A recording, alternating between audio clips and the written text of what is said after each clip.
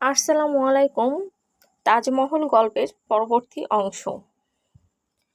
Phone হারিয়ে তাসনুভার এমনিতেও মেজাজ ঠিক নেই, তার উপর আনিস ভাইয়ের জেরা একদম ভালো লাগছে না তার।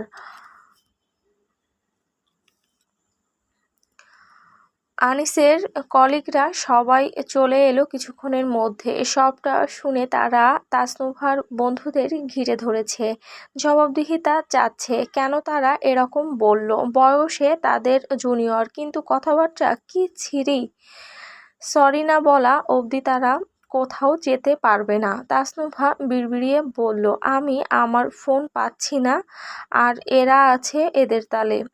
সে হন্য হয়ে ফোনটা খুঁজছে। তাসনুভার বন্ধুরা আনিস আর তার কলিগদের হাতে জব্দ। রীতিমতো তর্ক বিতর্ক লেগে গেছে সেখানে। তাসনুভার বন্ধুরা হার মানার নয়, এদিকে আনিস আর তার কলিগরাও এত সহজে দম্বর পাত্র নয়। প্রায় অনেকটা সময় ধরে কথা কাটাকাটির পর তাসনুভার বন্ধুরা সরি বললেও তাসনুভা কিছু বলল না। সে পড়েছে মহাবিপাকে। ফোন হারিয়ে তার মাথা নষ্ট হওয়ার জোগাড়। এদিকে বাড়ির কেউ জানে না সে কক্সবাজার এসেছে। ভাইয়াদের জানাতে গেলে সব শেষ। এখন সে কি করবে? ভয়ে ঘামছে সে রীতিমতো। কক্সবাজার এসেছে শুনলে বড় ভাইয়া মেজো ভাইয়া খেপে যাবে, কিছুতেই জানতে দেয়া যাবে না। কিন্তু তার ফোন। আনিস তার স্যারের সাথে দাঁড়িয়ে কথাবার্তা বলছিল। তাসনুভারও হঠাৎ মনে হলো তাকে আনিস ভাই সাহায্য করতে পারবে।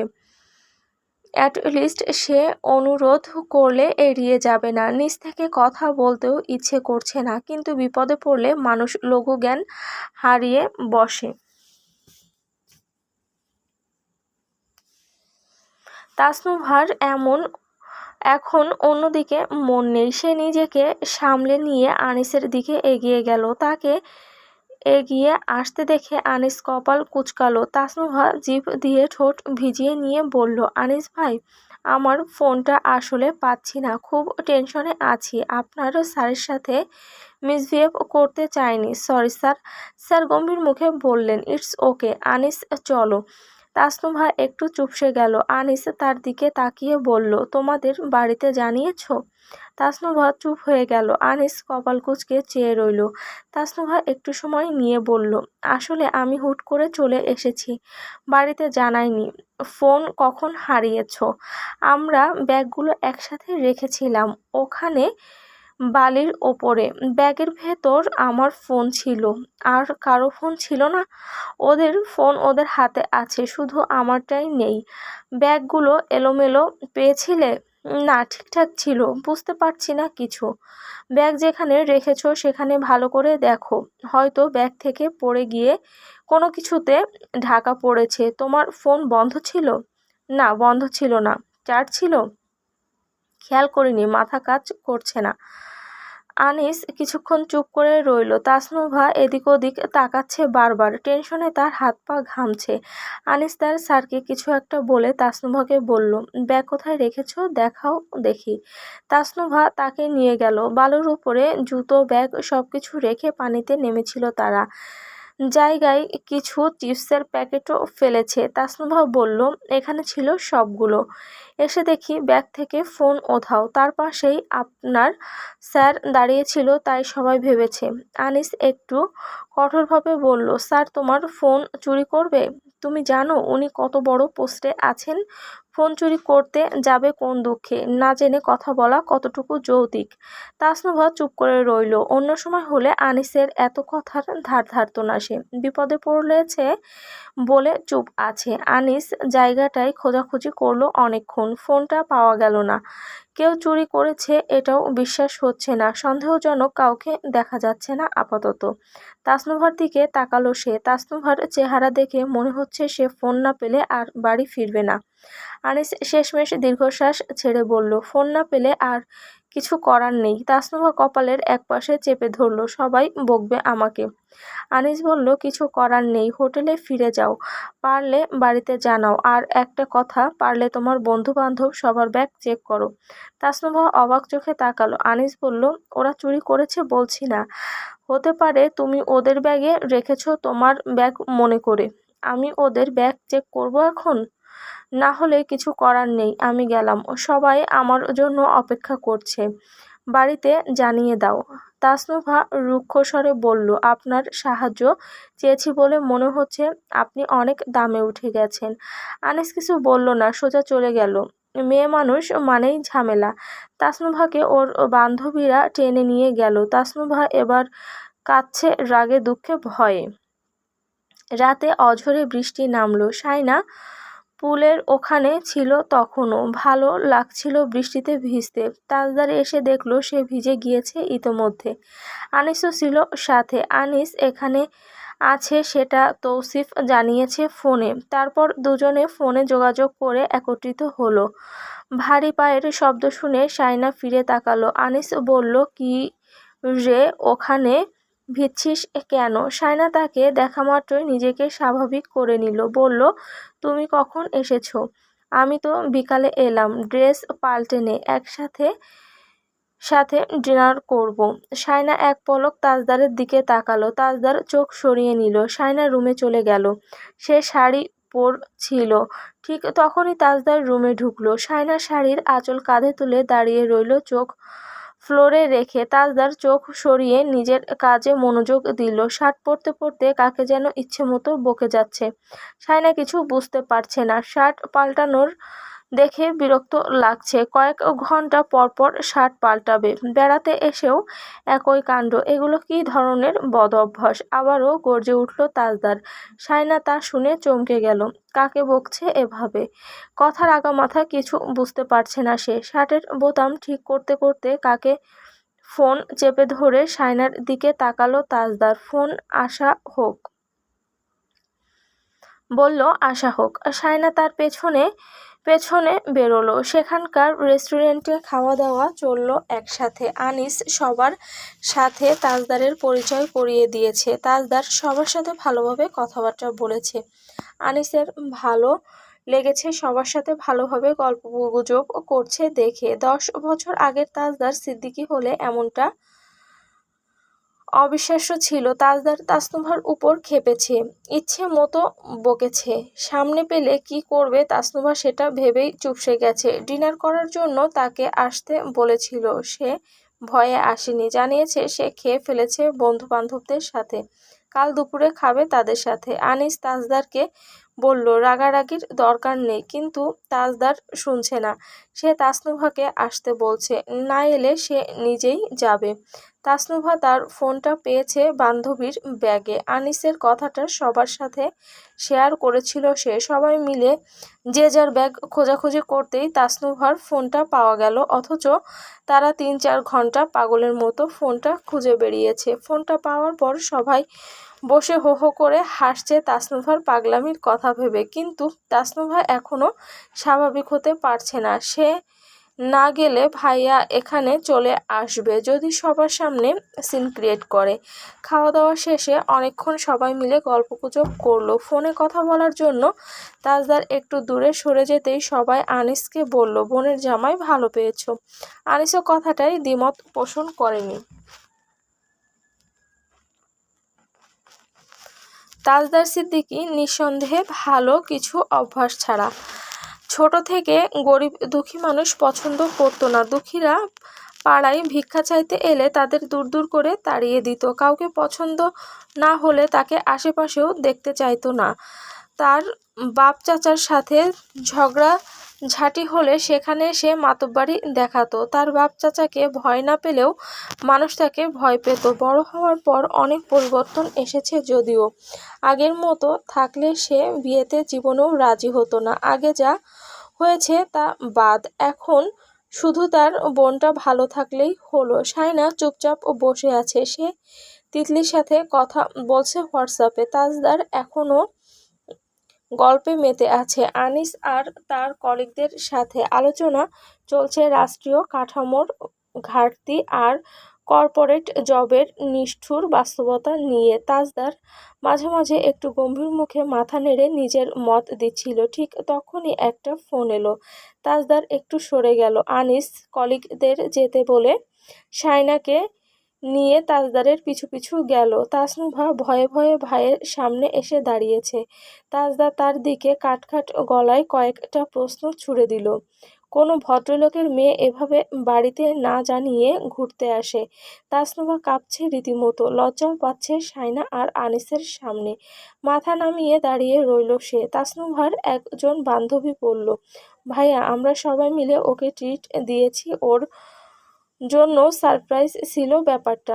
Just shut up. সব নির্লজ্জ একসাথে হয়েছে, আবার বড় বড় কথা।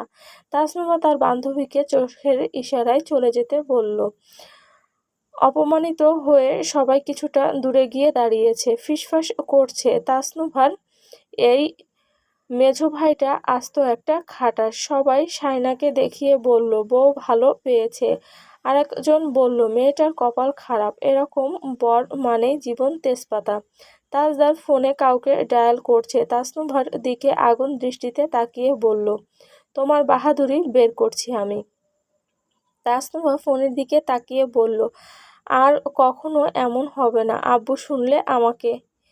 কষে একটা চড় পড়ল তার গালে। শাইনা আনিস দুজনেই কেঁপে উঠল। আরেকটা চড় পড়তে যাচ্ছিল। আনিস ছুটে এসে তাজদারকে সরিয়ে নিয়ে গেল। তাজদার তার হাত থেকে নিজেকে ছাড়িয়ে এনে ফোনে গর্জে বলল, বাড়ির মেয়েকে একা একা ছেড়ে দিয়েছ কি মনে করে? আমাকে জবাব দাও, ও একা কক্সবাজারে কি করে এলো? কাউকে জানায়নি কোন সাহসে? ফোনটাও হারিয়েছে। এই ফোনটা পেয়েছো? তাসনুভা কান্না মুছে উপর নিচ মাথা দোলালো। হ্যাঁ, ফোনটা তৌসিফ ধরে রেখেছে। আশেপাশে বাড়ির সবাই আছে। চুপ করে আছে তাজউদ্দিন সিদ্দিকী আর রওশনারা। তাজদার তৌসিফের উদ্দেশ্যে বলল, ও কি এর আগেও এভাবে ট্যুরে যেত? তৌসিফ চুপ। রওশনারা ফোন নিয়ে কি বলল কে জানে। তাজদার তাসনুভার দিকে জ্বলন্ত দৃষ্টিতে তাকিয়ে বলল, একটা বেয়াদব হয়েছ তুমি, বাড়ি যাও, তারপর কথা হবে, এখন যাও এখান থেকে। শেষের কথাটা গা কাঁপিয়ে গর্জে উঠল তাজদার। তাসনুভা দ্রুত চলে গেল। আনিস শাইনাকে বলল, তুইও যা। শাইনা চুপচাপ চলে গেল। সে একদম চুপ হয়ে গেছে। এ যেন পূর্বের তাজদার সিদ্দিকী। আজ সে আর কোনো কথা বলবে না, মুখ খুলবে না। বড় বড় কথা শোনালে সে সহ্যও করতে পারবে না, কিছু না বলেও থাকতে পারবে না। তার চেয়ে ভালো চুপ থাকা। তাজদার তার পিছু পিছু লম্বা লম্বা পা ফেলে এগিয়ে এলো। শাইনাকে ডিঙিয়ে রুমে ঢুকলো। শাইনা আয়াতুল কুরসি পড়ছে মনে মনে। সে চুপি চুপি হেঁটে রুমে ঢুকলো। বিছানায় উঠে আরাম করে শুয়ে রিমোট চেপে টিভি অন করবে, তখনই তাজদার আঙুল তুলল। আরেকটা আছে টিভি দেখার তালে। টিভি বন্ধ। টিভি ছাড়লে সেটা মাথায় তুলে আছাড় মারব। শায়না তখনই টিভি বন্ধ করে দিল। রিমোটটা রেখে দিয়ে পাশ ফিরে শুয়ে পড়ল। তাজদার রায়হানের সাথে কথা বলছে। রায়হান। শায়না অবাক হচ্ছে। বড় ভাইয়ের সাথেও মানুষ এভাবে কথা বলে? তার মেঝো ভাইয়া এখনো বড় ভাইকে কত সমীহ করে, আর এই লোকটা? শায়না কখন যে ঘুমিয়ে পড়ল নিজেও টের পায়নি। হঠাৎ বিকট শব্দ হতেই দেখলো তার পাশে লম্বা করে পা টেনে শুয়েছে তাজদার সিদ্দিকী। পিঠের নিচে বালিশ রেখে হেলান দিয়ে বসেছে। টিভির সাউন্ড বাড়িয়ে দিয়েছে। শায়না বালিশটা তুলে কানের উপর চাপা দিল। তাজদার সাউন্ড আরো বাড়িয়ে দিয়ে মনোযোগ দিয়ে নিউজ দেখছে। শায়না তার দিকে কিছুক্ষণ একদৃষ্টিতে চেয়ে রইল। তারপর বিরক্ত হয়ে বলল, জার্নি করে এত দূর এসেছি, একটু শান্তিতে ঘুমাতেও পারছি না। আপনি কি কারো ভালো মন্দ বোঝেন না? তাজদার টিভির সাউন্ড একটুও কমালো না। কথাটা যেন সে শোনেইনি। শায়না তার হাতের মুঠোয় থাকা রিমোটটা ধরতেই তাজদার তাকে আচমকা ঠেলে বিছানায় ফেলে দিল।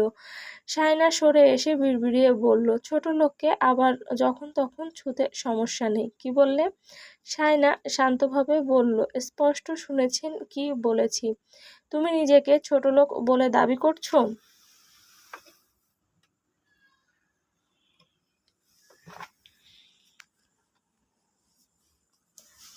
শায়না রিমোট কেড়ে নিয়ে টিভি বন্ধ করে দিল। তারপর শুয়ে পড়তে পড়তে বলল, হ্যাঁ, সেটা আপনি বলেছেন। ছোটলোকের সাথে এক বিছানায় ঘুমান ভেবে আপনার লজ্জা হওয়া উচিত। আমার তো সমস্ত আমার তো অসম্ভব ঘৃণা হয় আপনার মুখে ছোটলোক শুনেও আপনার সাথে ঘুমাতে। কয়েকদিন পর বলবে অমুকের বাচ্চার মা। পরিচয়টাই আমার কাছে লজ্জার। আপনি জ্ঞানী মানুষ হলে বুঝবেন। আর বেশি বলবো না। তাজদার সিদ্দিকী তাকে ঠেলে বিছানার থেকে ফেলে দিল।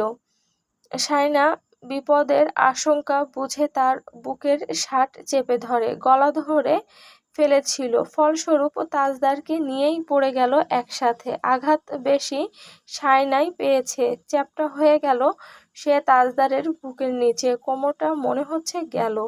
মাথার নিচে তাজদার সিদ্দিকীর শক্ত হাত ছিল, তাতে ব্যথা আরো বেশি পেয়েছে সে। তাজদার তার মুখের দিকে তাকালো। শাইনার নাক কাঁপছে, চোখ জ্বলজ্বল করছে। তাজদার তাকে ব্যথায় কোকাতে দেখে তুলে বালিশে হেলান দিয়ে বিছানায় বসিয়ে দিল। এলোমেলো বেনিটা সামনে ঝুলে আছে। মাথায় আর কোমরে ব্যথা পেয়ে ঘেমে উঠেছে সে। বুক ধড়ফড় করছে। পানি খাওয়া দরকার। সে ফুঁপিয়ে উঠে আবার নিজেকে শান্ত করাচ্ছে দেখে তাজদার ফুঁসে উঠল। শাইনার দুই বাহু চেপে ধরে তার দিকে মুখ ফিরিয়ে বলল,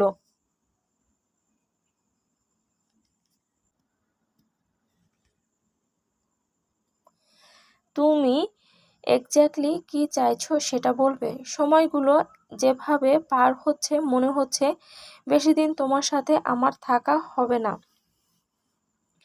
আমি মদ খাই, গাঁজা খাই, তোমার আমাকে নিয়ে সমস্যা কি? আমি নেহাতি তোমাকে পছন্দ করে বিয়ে করেছি, না হলে? শাইনা চোখ বন্ধ, ঠোঁট কামড়ে রেখে ফোঁপানি আটকাচ্ছে। এতটুকুতেই ক্লান্ত সে। সামনে কি অপেক্ষা করছে জানে না, কিন্তু এই লোকটার সাথে বেশি দিন এভাবে চলতে থাকলে সে মরে যাবে। সে আঘাত পেয়েছে, তার মধ্যে এভাবে চেপে ধরেছে একটু পানি না দিয়ে। সে কি চাই স্পষ্টভাবে বলে দিয়েছে ওই দিন, আবারও বলছে সে কি চায়।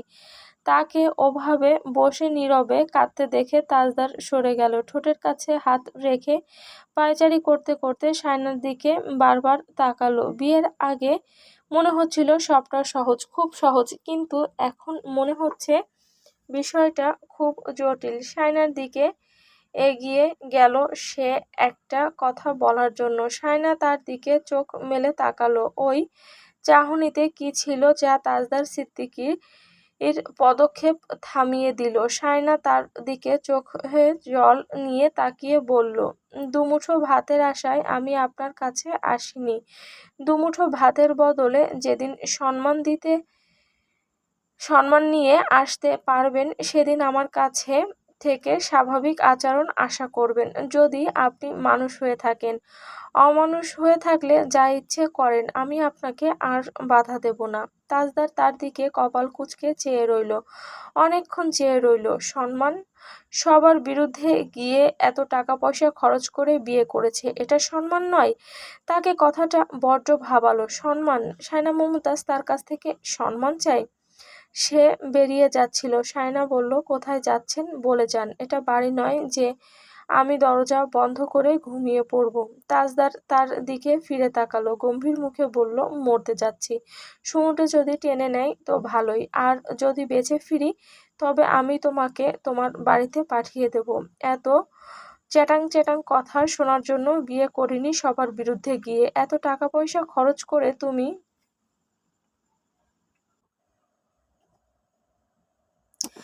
এত চ্যাটাং চ্যাটাং কথা শোনার জন্য বিয়ে করিনি সবার বিরুদ্ধে গিয়ে। এত টাকা পয়সা খরচ করে তুমি আমাকে কি মনে করো আমি জানি না। আমি তোমার সাথে স্বাভাবিক হতে চাইছি বলে কাছে ঘেঁষেছি। আজকের পর থেকে আমার পাও তোমার কাছে যাবে না। আমি তোমার মুখও দেখব না। তুমি এখনো আমাকে চেনোনি। বলে সে বেরিয়ে গেল। অনেকটা সময় পার হয়ে গেলেও এলো না। শায়না ঘুমু ঘুমু চোখে আনিসকে ফোন দিল। আনিস ফোন রিসিভ করলো। হ্যাঁ বল। শায়না ঢোক গিলে বলল, ভাইয়া তুমি কোথায়? আমি তো শুয়ে পড়েছি। কেন? উনি কোথায় গেল জানি না। কোথায় গেছে বলে যায়নি? শায়নার হঠাৎ করে হাত কাঁপছে। এখন তো ঝড় হচ্ছে, পানিতে কি নামা নিষেধ? আনিস বলল, কি সব বলছিস? এখন বাইরে যেতে দিলি কেন? কোনো কাজে বেরিয়েছে? হ্যালো? সায়না বলতে বলতে ফোন রেখে বেরিয়ে গেল। জোরে বাতাস বইছে, রাগে দুঃখে তার কাঁদতে ইচ্ছে করছে। এই লোকটা তাড়াতাড়ি লন্ডনে চলে গেলেই ভালো, এত অশান্তি আর নিতে পারছে না সে। তাজদার সিদ্দিকী কোথায় গিয়ে বসে আছে কে জানে। তবে সায়না তাকে খোঁজার জন্য বেরিয়ে গেল, এটুকু দায়িত্ববোধ তার আছে। ভয়ে তার গা শিরশির করছে।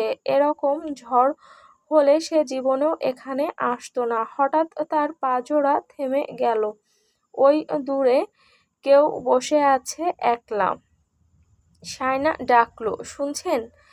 সে অন্য কোনো সম্বোধন জানে না, কি বলে ডাকবে সেটাও খুঁজে পেল না। তাজদার সিদ্দিকী ঘাড় ফিরিয়ে তাকালো।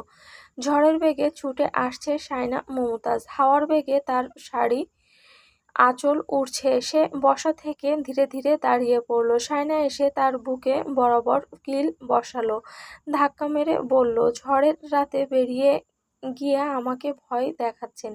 শুনুন, আমি আপনাকে যেদিন বিয়ে করেছি ওই দিন সব ভয় ঝেড়ে ফেলে দিয়েছি। আপনি আমার সামনে এইসব হিরোগিরি দেখাবেন না একদম। তাজদার তাকে বলল, তোমাকে এখানে কে আসতে বলেছে? যাও তো মাথা না খেয়ে। সায়না তার শার্ট টেনে ধরল, আপনি যাবেন কি যাবেন না? তাজদার লম্বা লম্বা পা ফেলে চলে যেতে লাগলো সামনে।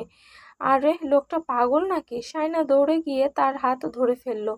তাজদার থামলো। সায়না নরমভাবে বলল, ওকে, আপনার কথা মতো সব হবে, চলুন আগে। মনে মনে সে তাজদারকে ইচ্ছা মতো গালাগাল দিচ্ছে যদিও। তাজদার তার দিকে তাকিয়ে বলল, মিথ্যাবাদী। সে হাত ছাড়িয়ে চলে যেতে লাগলো। সায়না বলল, ঠিক আছে, পানিতে আগে আমি নামবো, আমারও বাঁচার ইচ্ছে নেই। বলেই তাজদারের আগে ভাগে হেঁটে হেঁটে চলে যেতে লাগলো। দূর হতে সমুদ্রের গর্জন ভেসে আসছে। যেতে যেতে সায়না হঠাৎ হোঁচট খেয়ে পড়ে গেল, আর উঠতে পারল না। তাজদার সিদ্দিকী হো হো আকাশ কাঁপিয়ে হেসে উঠে তার সামনে বসে পড়ল। সায়নাকে ওভাবে পড়ে থাকতে দেখে হাসতে হাসতে লুটিয়ে পড়ল। সায়না বহু কষ্টে উঠে বসলো। তাজদার গা কাঁপিয়ে হাসছে তার এমন দুরবস্থা দেখে।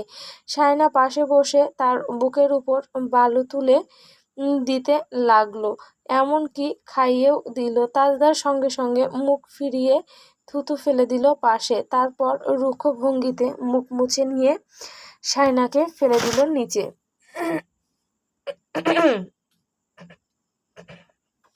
সরি।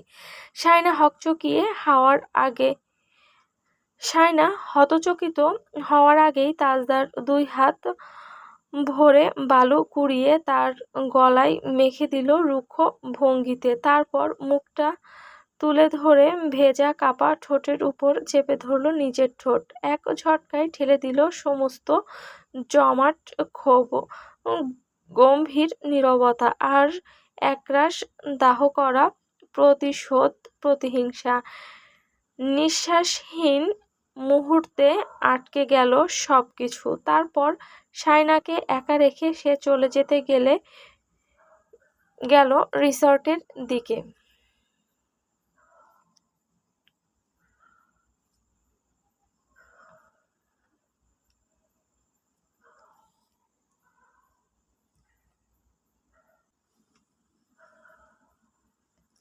সায়না অনেকক্ষণ ধরে নিঃশব্দে পড়েছিল বালুর মাঝে। উঠে বসার চেষ্টাও করেনি, ইচ্ছে করেই নিজেকে এলিয়ে দিয়েছিল ঝড়জলের ভেজা কোলের মধ্যে।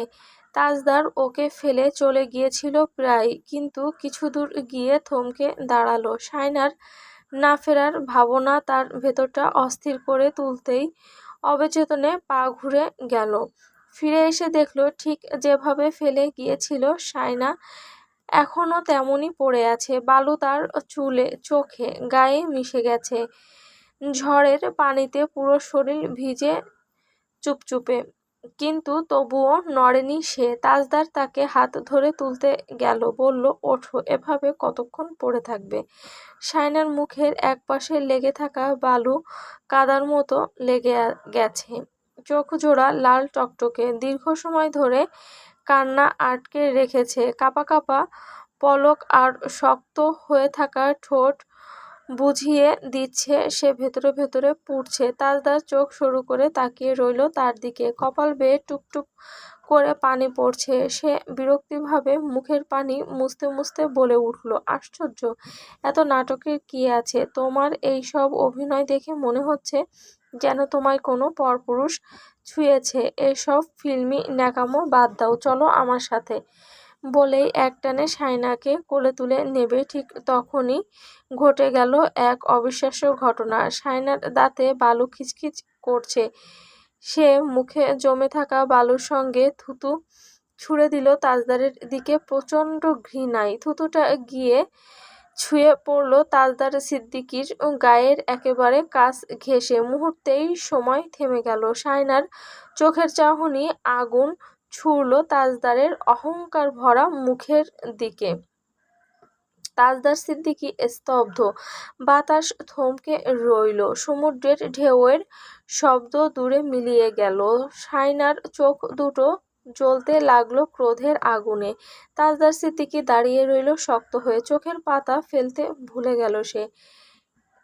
সেই শায়না মমতাজ যার সামনে নিজের সমস্ত দম্ভ অহংকার সংযমে বেঁধে রেখেছিল সে এতদিন, শুধু নিজের পছন্দে বিয়ে করেছিল বলে আজ সেই মেয়ের থুতু ছুঁড়ে দিয়েছে তার দিকে। এত ঘৃণা, এত অসম্মান তাজদার সিদ্দিকী কল্পনাতেও আনেনি। তার ভেতরের সমস্ত গর্ব, অহংকার আর পুরুষতান্ত্রিক আধিপত্য মুহূর্তেই ঝুরঝুর করে ভেঙে পড়ল। এই এক থুতুই শায়নার সমস্ত নীরব অপমানের প্রতিবাদ যেন। ছোটবেলার সব অপমান, হারানো আত্মসম্মান আর অপারগ ক্রোধ জমা করে আজ এই সে ছুঁড়ে দিল তাজদার সিদ্দিকীর মুখের উপর। তাজদার কথা হারিয়ে বসল। শায়নার ঠোঁট থেকে ঝরে পড়া এক বিন্দু থুতু তার ভেতরে বিস্ফোরণ ঘটিয়ে দিয়েছে। এতদিন দেখেও না বোঝার ভান করলেও তার এই মুহূর্তে বুঝতে বাকি রইল না এই মেয়েটা তার স্পর্শকে ঘৃণা করে, তার উপস্থিতিকে ঘৃণা করে, এমনকি এই সম্পর্কের দাবিকেও। আকাশে আবার বিদ্যুৎ চমকালো। সেই আলোয় শায়নাকে দেখে মনে হলো যেন সে কোনো বিজয়ী যুদ্ধিনীর মতো যুদ্ধ জয় করে পেছনে পরাজিত সৈন্যকে ফেলে চলে যাচ্ছে নিঃশব্দ, দৃঢ়, দম্ভে ভরা পদক্ষেপে। তার ভেজা চুল কাঁধে লেপ্টে আছে, শাড়িটা কাদায় মাখা, তবু এই মুহূর্তে সে সুশোভিত, সংহত। চোখে তৃপ্তির দীপ্তি, ঠোঁটে রুদ্ধ বিজয়ের আনন্দ। মনে হচ্ছে সমস্ত অবমাননা, সমস্ত অপ্রাপ্তি আজ সে ফিরিয়ে দিয়েছে তীব্র ঘৃণার এক থাপ্পড়ে। তাজদার সিদ্দিকীর চোখের দিকে আজ সে আঙুল তুলে দেখিয়ে দিয়েছে সে যত বড়লোক হোক না কেন, তার প্রতিপত্তি আর অহংকার, তার দম্ভ, তার অভিজাত্য, এমনকি তার স্পর্শও শায়নাকে বিকৃত করে, ছোট করে। আজ শায়না সবকিছুর শোধ নিয়েছে। তাজদার সিদ্দিকীর সামনে দাঁড়িয়ে নয়, চলে যেতে যেতে পেছনে না তাকিয়েই সে বলে দিয়েছে সব স্পষ্ট করে। এতদিনের তার করা সমস্ত প্রতিবাদকেও ছাপিয়ে গেল এটা। তার সব রাগ, দৃষ্টিতে জমে থাকা ক্ষোভ, কাপা ঠোঁটের কষ্ট, সবকিছু আজ ম্লান হয়ে গেল এটার কাছে। এতদিন ধরে যে শায়না শুধু মুখ ফিরিয়ে থেকেছে, কথা দিয়ে জব্দ করেছে, আজ সেই শায়না নিজের ঘৃণা স্পষ্ট করে দিয়েছে এমনভাবে যা কোনো ভাষায় বলা যেত না। তাজদার সিদ্দিকী মুখের ভাষা কম বোঝে, তাই এভাবেই বুঝিয়ে দিতে হয়েছে। যে থুতু সে ছাড়ত শায়না আর তার ভাইবোনদের দেখলে, আজ সেই সব থুতু শায়না একসাথে ছুঁড়ে দিয়েছে তার দিকে। তাজদার সিদ্দিকীর চোখে চোখ রেখে আঙুল দিয়ে তার দোষ দেখিয়ে দিতে পারাটা শায়না মমতাজের বিশাল অর্জন। আর মুখ দেখাদেখি অবধি হয়নি। সকালে রওশনারা কল দিয়েছিল।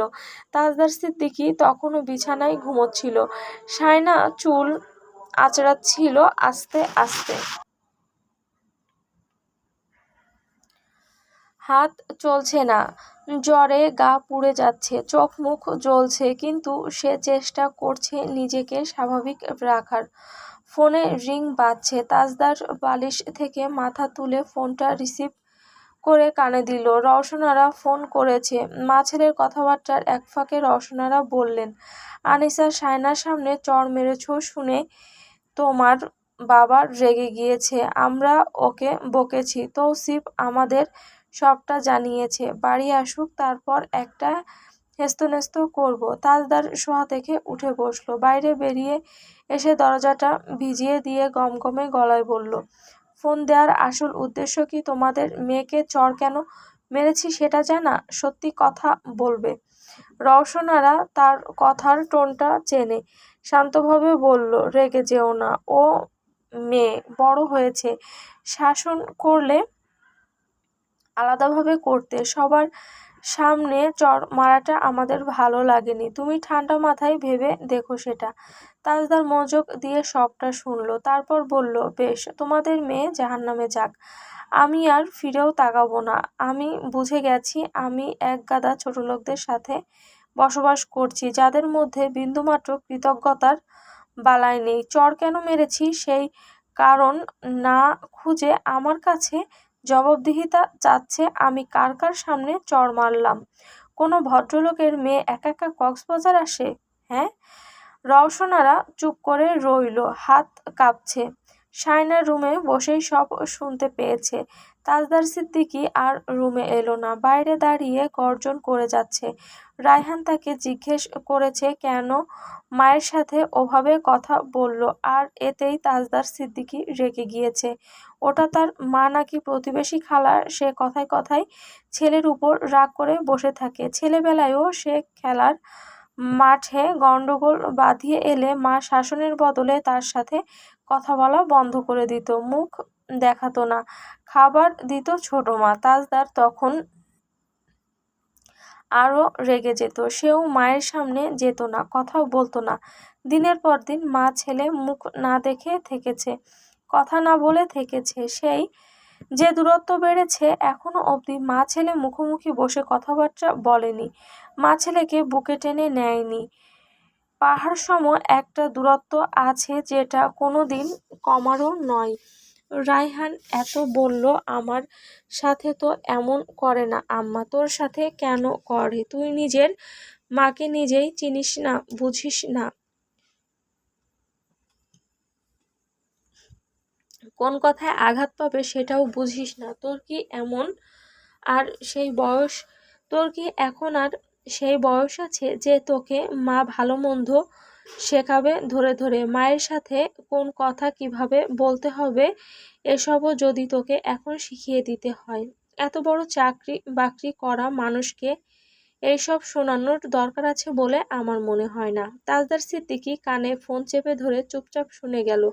শেষে একটা কথা বলল, আমি মায়ের ছেলে কম, শত্রু বেশি। আমার সব কথায় মহিলা দোষ ধরবে সেটা আমি জানি। নিজের মা যেখানে দোষ ধরছে সেখানে পরের মেয়ে। তার কথা থেমে গেল। গলা ঝেড়ে সে বলল, আমি রাখছি।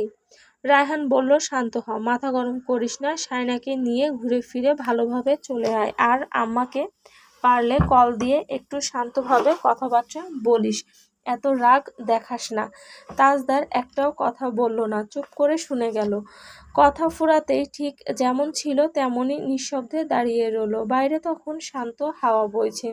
ঝড়ের পরের মুহূর্তে পৃথিবীও দম নিয়ে শান্ত হচ্ছে। শায়না ধীরে দরজার পাল্লাটা একটু ফাঁক করলো, কৌতূহলে উকি দিল বাইরে। তাজদার সিদ্দিকী তখনও দাঁড়িয়ে আছে নিশ্চল, কপালে গভীর ভাঁজ, চোখে অদ্ভুত সংশয় আর ভেতরে জমে থাকা কিছু অনুচ্চারিত প্রশ্ন নিয়ে। হঠাৎ করেই সে শায়নার দিকে ফিরল। শায়নার সঙ্গে সঙ্গে চোখ সরিয়ে ফেলল নিখুঁত কৌশলে, যেন সে মোটেও তাজদারের দিকে তাকিয়ে ছিল না এতক্ষণ। তাজদার ফোনটা চুপচাপ পকেটে রেখে দিল। জীবনে আর ফোন দেবে না রওশনারাকে, যতক্ষণ না ওখান থেকে আগে ফোন আসে। রওশনারা তার মা কম, প্রতিবেশী খালা বেশি, শুধু তার ভুল ধরতে ব্যস্ত। বাবাও প্রতিবেশী খালুর মতো, আড়ালে গালমন্দ করে নিজের ছেলেকে। ভাই বোনগুলোও এমন। এই সংসারে সবাই তার প্রতিবেশী। বউ তো সত্যি সত্যি প্রতিবেশী। দুপুরে খাবার দাবার সবাই একসাথে খেয়েছে। তাসনুভা ভেবেছে ভাইয়া তাকে আরও বকাঝকা করবে, কিন্তু কিছু বলেনি। বিকেলের দিকে সমুদ্রে নেমেছে তারা। আনিসের পাশে এসে দাঁড়ালো শায়না।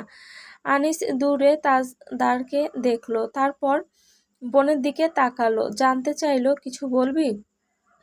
শায়না দুপাশে মাথা নাড়ালো। আনিস তার কপালে হাত দিল। একি, জ্বর তো অনেক কমে যাবে। ওষুধ খেয়েছিস? হ্যাঁ, ওরা ভাই বোন কথা বলছে তাই এদিকে চলে এসেছি।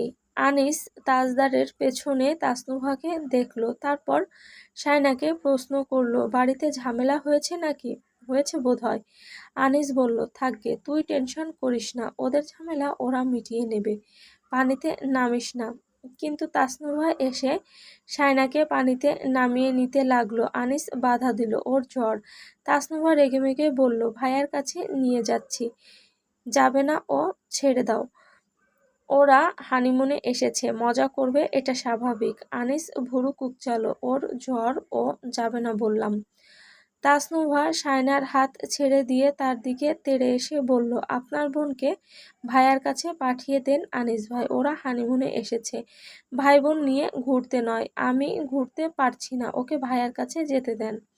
আনিস শায়নাকে বলল, তুই রুমে গিয়ে শুয়ে থাক, শরীর বেশি খারাপ লাগলে। তাসনুভা কটমট করে বলল, আনিস ভাই, আপনি আমার কথাকে পাত্তা দিচ্ছেন না। আনিস বলল, তোমার ভাই একা একাই ঘুরছে তখন থেকে, খেয়াল করেছি আমি। তুমি তোমার কাজে যাও, ওদের ব্যাপারে মাথা ঘামাবার দরকার নেই, তুমি ঘুরে বেড়াও। তাসনুভা চালাকি করে বলল, আমাকে একটু সামনে এগিয়ে দেন তাহলে, ভাইয়া ভাববে আমি আপনার সাথে কোথাও গিয়েছি। আমার বন্ধুরা হিমছড়ি যাচ্ছে। আনিস বলল, আমার হাঁটতে ইচ্ছে করছে না। তাজদার পানিতে নেমে এদিকে তাকিয়েছিল কপাল কুঁচকে। তাসনুভা তা দেখে আনিসের দিকে ফোন বাড়িয়ে দিয়ে বলল, তাহলে কয়েকটা ছবি তুলেন। আনিস বলল, আমি তেমন পারি না, তাও তোলেন। জোর করে আনিসের হাতে ফোন ধরিয়ে দিল সে। এদিকে শায়না একজন পুরনো বন্ধু খুঁজে পেয়েছে, তার সাথে কথাবার্তা বলছে হাঁটতে হাঁটতে। কথার ফাঁকে কখন যে পানিতে তার গোড়ালি ডুবে গেছে খেয়ালই নেই। তাজদার সিদ্দিকী দূরে দাঁড়িয়ে তার দিকে কপাল কুঁচকে চেয়ে রইল। শায়না ছেলেটার সাথে হাসছে, কথা বলছে, হয়তো জ্বরের ঘোরে কথা একটু বেশিই বলছে। তাজদার সিদ্দিকী পানি থেকে উঠে এলো। শায়না তার বন্ধুকে বলল, ওইটা? তার বন্ধু জানতে চাইল, তোর হাজবেন্ড? হুম। তার বন্ধু হঠাৎ বলে উঠল, আরে এটা সেই লোকটা না যে স্কুল মাঠে ছাগল চড়ানো মাইন চাচার ছাগল বেঁধে রেখেছিল, তাদের বাগানের গাছের পাতা খেয়ে ফেলেছিল বলে। শায়না হেসে উঠে বলল, কবেকার কথা, এখনো মনে রেখেছিস? আমি ভুলেই গেছি। আরে হ্যাঁ, তাই তো, ওই সময় আমাদের হেডমাস্টার গিয়ে ছাগলগুলিকে ছাড়িয়ে এনেছিল, এক রাত বেঁধে রেখেছিল, তবুও কিছু মনে করিস না, হা হা হা। তাজদার পানি থেকে উঠে এলো। শায়না তাকে দেখে পানি থেকে উঠে এলো। তাজদার সিদ্দিকী তার পাশ থেকে যেতে যেতে পায়ের গোড়ালি দেখলো, এমনকি অল্প করে ভিজে যাওয়ার শাড়িটাও। শায়না অস্বস্তিতে পড়ে গেল। এমনভাবে দেখার মানে হচ্ছে বন্ধুর সাথে পানিতে নামতে অসুবিধা হয়নি। যদিও কক্সবাজার আসার পথে অনেক পরিকল্পনা করেছিল তাজদার সিদ্দিকী, কিন্তু সবটা জলে গেছে। শায়নার জ্বর বেড়ে গিয়েছিল, তাই রাতারাতি রওনা দিতে হয়েছে। ওই ঘটনার পর থেকে দুজনের কথা বন্ধ। কেউ বিন্দুমাত্র চেষ্টা করেনি কারোর সাথে কথা বলতে। তাসনুভা খুব ক্ষেপেছে শায়নার উপর। শায়নার জন্যই তাকে এভাবে ফিরে আসতে হয়েছে। সে অসম্ভব সে অসম্ভব বিরক্ত। আনিসকে বলেছে, আপনারা যেদিকে যান সেদিকে একটা না একটা কেলেঙ্কারি লেগেই থাকবে। আনিস শান্তভাবে বলেছিল, হ্যাঁ, আমিও সেটাই ভাবছিলাম, যেদিকে যাই সেদিকে সেই কেলেঙ্কারিও যায়। আপদ। তাসনুভা রেগে গিয়েছিল খুব। তার নাম কেলেঙ্কারি বলতে চেয়েছে আনিস ভাই। হেসে হেসে বাস দিতে জানে এরা খুব। শায়না মনে মনে একটা ভয় পাচ্ছিল যে বাড়ি ফিরে মস্ত বড় ঝামেলা হবে। তাজদার সিদ্দিকীর অসম্ভব শান্ত হয়ে যাওয়াটা তার লক্ষণ, আর সেটাই হলো। বাড়ি ফিরে তাজদার সিদ্দিকী তার মা বেশি প্রতিবেশী খালাকে জানালো তার প্রতিবেশী বউ প্রতিবেশীদের বাড়িতেই চলে যাক, দরকার পড়লে কাবিনের টাকা নিয়ে হলেও। বাড়ির সবাই স্তব্ধ হয়ে গেল। সকালে খাবার টেবিলে তার অনুপস্থিতিতে সকলেই তার নামে সমালোচনা করছিল। রায়হান বলল, পরিবারের কারো সিদ্ধান্তকে পাত্তা না দিয়ে ভেবেছে পরের মেয়েটার উপরও একই কাজ করবে। ওর জন্য সংসার আসেনি। আমি আগেই বলেছি মেয়েটার জীবনটা নরক হবে। কেউ কানে নেওনি। বউ আমাদেরও আছে। আমরা সম্পর্কে কতটা এফোর্ট দিচ্ছি ও চোখে দেখতে পাচ্ছে না। আজব। রওশনারা বলল, ওর যা ইচ্ছা করুক। ওর বউ ও এখানে রাখতে চাইছে না, তাই বাপের বাড়িতে পাঠিয়ে লন্ডনে চলে যাবে বলছে। যা ইচ্ছে করুক, আমি কিছু বলবো না। তাজউদ্দিন সিদ্দিকী বলল, নাকি বউ নিয়ে চলে যাওয়ার প্ল্যান করছে। একটা কথা শুনে নাও, ও যদি বউ নিয়ে একবার দেশের বাইরে পা রাখে তাহলে ওকে আর জীবনেও এমুখ করতে পারবে না। সবাই চুপ। তাজদার কিছুক্ষণ পর সেখানে এলো। সবাই অন্যান্য কথাবার্তায় ব্যস্ত হয়ে পড়ল। তাজদার নাস্তা করার সময় জোহরা বেগম হঠাৎ বললেন, তোমার গায়েও তো জ্বর এসেছে বোধ হয়। পানিতে গা ডুবিয়ে রেখেছিলে নাকি তাজ? ওষুধ নিয়েছো? হ্যাঁ। সে চুপচাপ খেতে লাগলো। একবারও রওশনারার দিকে তাকায়নি, না রওশনারা তার দিকে তাকিয়েছে। জোহরা বেগম বলল, তোমার নানি ফোনে জানিয়েছে তাজের বউ যেন তাকে দেখতে যায়। মানে নতুন বউকে দাওয়াত করেছে। যাও ঘুরে এসো, তারপর শায়না নায়রে যাবে। তোমার নানি কোন সময় দুনিয়া ছাড়ে ঠিক নেই। তোমার বিয়েতে আসতে পারেনি। তোমার উচিত বউ নিয়ে দেখে আসা। তোমার বউকে দেখতে চেয়েছে। তাজদার মাথা নাড়ালো। হ্যাঁ না কিছু বলল না। শায়নার জ্বর খুব বেড়েছে। জ্বরের সাথে বমি হচ্ছে, পেট ব্যথাও আছে। তার মনে হচ্ছিল সে আর বাঁচবে না, এত কষ্ট হচ্ছিল। তাজদার বাড়িতে ফেরেনি বাবার সাথে তর্কাতর্কি করার পর। ফিরবে না সেটা শায়না জানে। রওশনারাও ঘর থেকে বের হয়নি। বাড়ির পরিস্থিতি খারাপ। শায়না তাদের বাড়ি চলে গিয়েছিল। আশরাফ তাকে রাতারাতি হসপিটালে ভর্তি করিয়েছে অবস্থা গুরুতর হওয়ায়।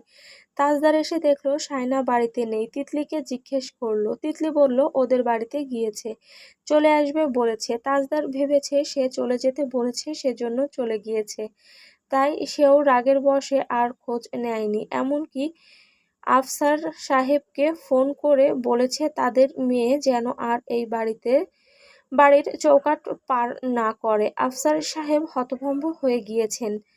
এদিকে তাসনুভার হবু শ্বশুরবাড়ি থেকে অভিযোগ এসেছে আনিসের স্যারটি আর কেউ নয়, তাসনুভার মামা শ্বশুর ছিল।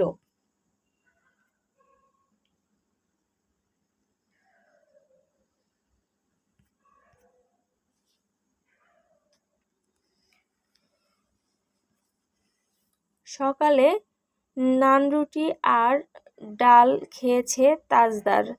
অন্যদিন সে খায় না, আজ খেয়েছে। ঝাল ঝাল ডাল দিয়ে নানরুটি ভালো লাগছিল। সবাই একটু অবাকই হয়েছে। তিতলি আরও কয়েকটা দিয়েছিল তার প্লেটে, বড় ছিল রুটিগুলো, তাই দুটোর বেশি খাওয়া অসম্ভবই ছিল। তৌসিফ বেশ কৌতূহলী হয়ে দেখছিল তাকে। তাসনুভা আশেপাশেও নেই। সকালের নাস্তা করেনি এখনো। তিতলি ডেকেছিল, সাড়া দেয়নি। রওশন আরাকেও রান্নাঘর থেকে বের হতে দেখা যায়নি। রায়হান আর তৌসিফ রাতে হসপিটালে গিয়েছিল শায়নাকে দেখতে। তাসনিমের স্বামীও এসেছিল ওই দিক থেকে। হাসপাতালেই অনেক কথা কাটাকাটি লেগে গিয়েছিল। শায়নার ভাইরা কেউ কিছু বলল না, তবে সবার মুখভার ছিল। শায়নার দুলাভাইরা যা বলার বলেছে। এতে রায়হানের মাথা হেঁট হয়েছে। মেয়েটা অসুস্থ শরীর নিয়ে বাড়ি থেকে বেরিয়ে যাচ্ছিল, কেউ খেয়াল করেনি। বাড়ি ফিরে সে তিতলিকে ইচ্ছেমতো বকেছে। তৌসিফ তাকে সরিয়ে ফেলেছিল ভাগ্যিস।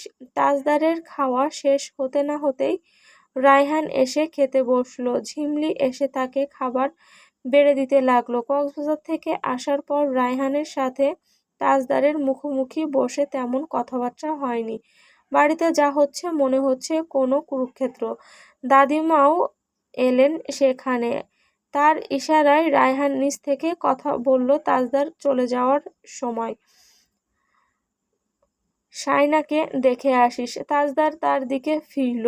সে জানে কাল রাতে অনেক কিছু হয়েছে দুই বাড়ির মধ্যে। রুম থেকে রায়হানের গলার আওয়াজ শুনতে পেয়েছিল রাতে, কিন্তু কি নিয়ে কথা হচ্ছিল সেটা সে জানে না।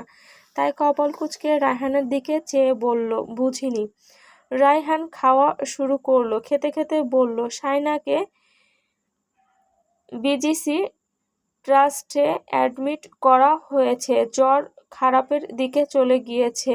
পেট ব্যথা ছিল, ডায়রিয়া, বমি একসাথে। আজ ওকে দেখতে ওদিক থেকে বোধহয় মামারা আসবে। আমি বলেছি দুপুরে এদিক থেকে ভাত যাবে সবার জন্য, ওরা যেন আয়োজন না করে। তৌসিফ, বাজারে যা, কাঁচা কলা পেলে নিয়ে আসিস। দাদিমা বলল, হ্যাঁ, এখন কাঁচা কলার তরকারি খেলে একটু পেট ধরবে। তৌসিফ খেতে খেতে মাথা দোলালো। তাজদার কপাল কুঁচকে সবার কথা শুনল। দাদিমা তাড়া দিয়ে বলল, দাদু ভাই, তুমি গোসল করে নাও, ওকে দেখতে না গেলে কথা রটে যাবে। বউ অসুস্থ, দেখতে যেতে তো হবে। এখন রাগারাগি করার সময় নয়। তোমার আরও সবার আগে যাওয়া উচিত ছিল। আর আফসারকে ওই কথাটা বলা উচিত হয়নি। মেয়ে অসুস্থ, তার উপর ওই ধরনের কথা নেওয়া একটা বাবার পক্ষে সম্ভব না। এখন যাও, রেডি হয়ে নাও। তুমি গেলে ওরা খুশি হয়ে যাবে, না গেলে পরিস্থিতি আরও জটিল হবে। তাজদার ঘুরে দাঁড়ালো ঘরে যাওয়ার জন্য। পথিমধ্যে তিতলি তাকে দেখে দাঁড়িয়ে পড়ল। তাজদার কপাল কুঁচকে তার দিকে তাকালো, আস্তে ধীরে প্রশ্ন করল, ও বাড়ি থেকে চলে যাওয়ার সময় তুমি, নুভা, আম্মু কোথায় ছিলে? সারাক্ষণ ফোন নিয়ে এমন কি করো যে দিন দুনিয়ার হিসেব থাকে না? তিতলির পেট মোচড় দিচ্ছে ভয়ে। ভাইয়ের ধারালো শীতল কণ্ঠে তার ভয় আরো বেশি করে বাড়ছে। সে আমতা আমতা করে বলল, ও তো শুয়েছিল ঘরে, আমিও ওকে বিরক্ত করিনি। যাওয়ার সময় জিজ্ঞেস করেছি কোথায় যাচ্ছ, বলল বাড়িতে।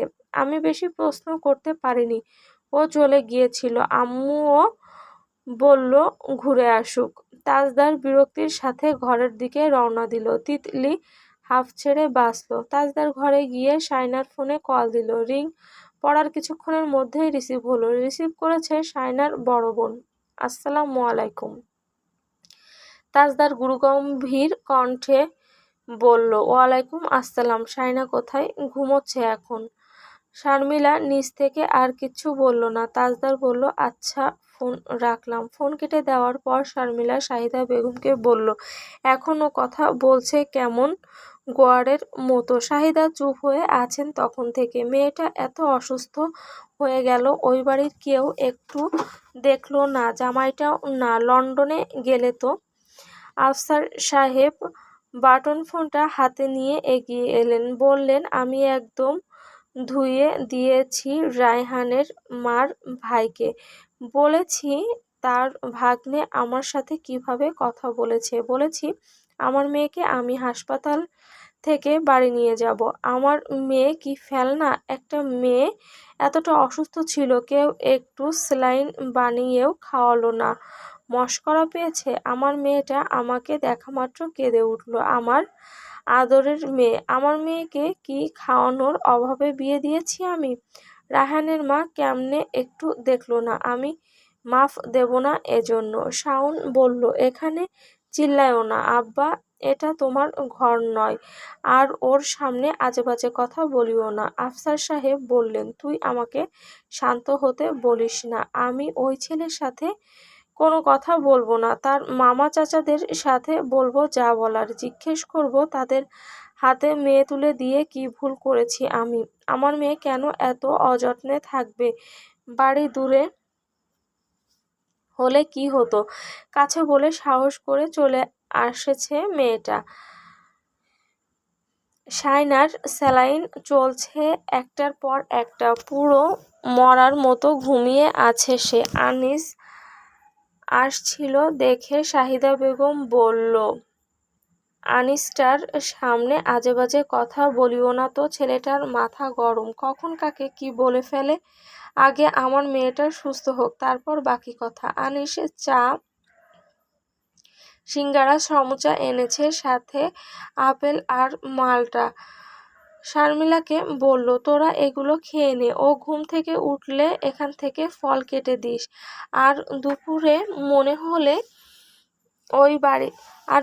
মনে হয় ওই বাড়ি থেকে সবার জন্য ভাত আসবে। আমাকে তৌসিফ মানা করেছে ভাত না কিনতে। আফসার সাহেব বলে উঠলেন, আমার মেয়েকে না দেখে এখন ভাত পাঠ। শারমিলা থামিয়ে দিল। আব্বা কি শুরু করলে? আনিস শারমিলাকে বলল, তাজ কি ফোন টোন করেছে নাকি এখানে? শারমিলা বলল, হ্যাঁ, শুধু শায়না কেমন আছে জিজ্ঞেস করেছে, আর কিছু বলেনি।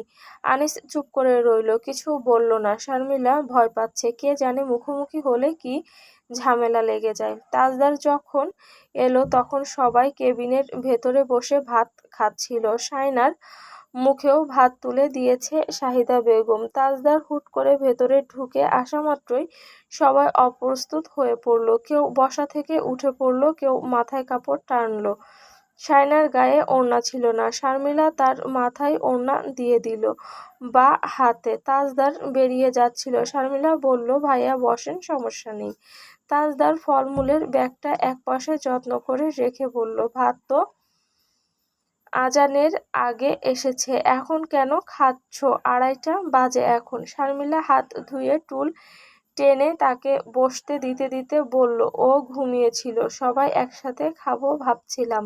তাজদার এক পলক শায়নার দিকে তাকালো। গায়ে সাদা রঙের একটা ঢিলেঢালা কুর্তা, না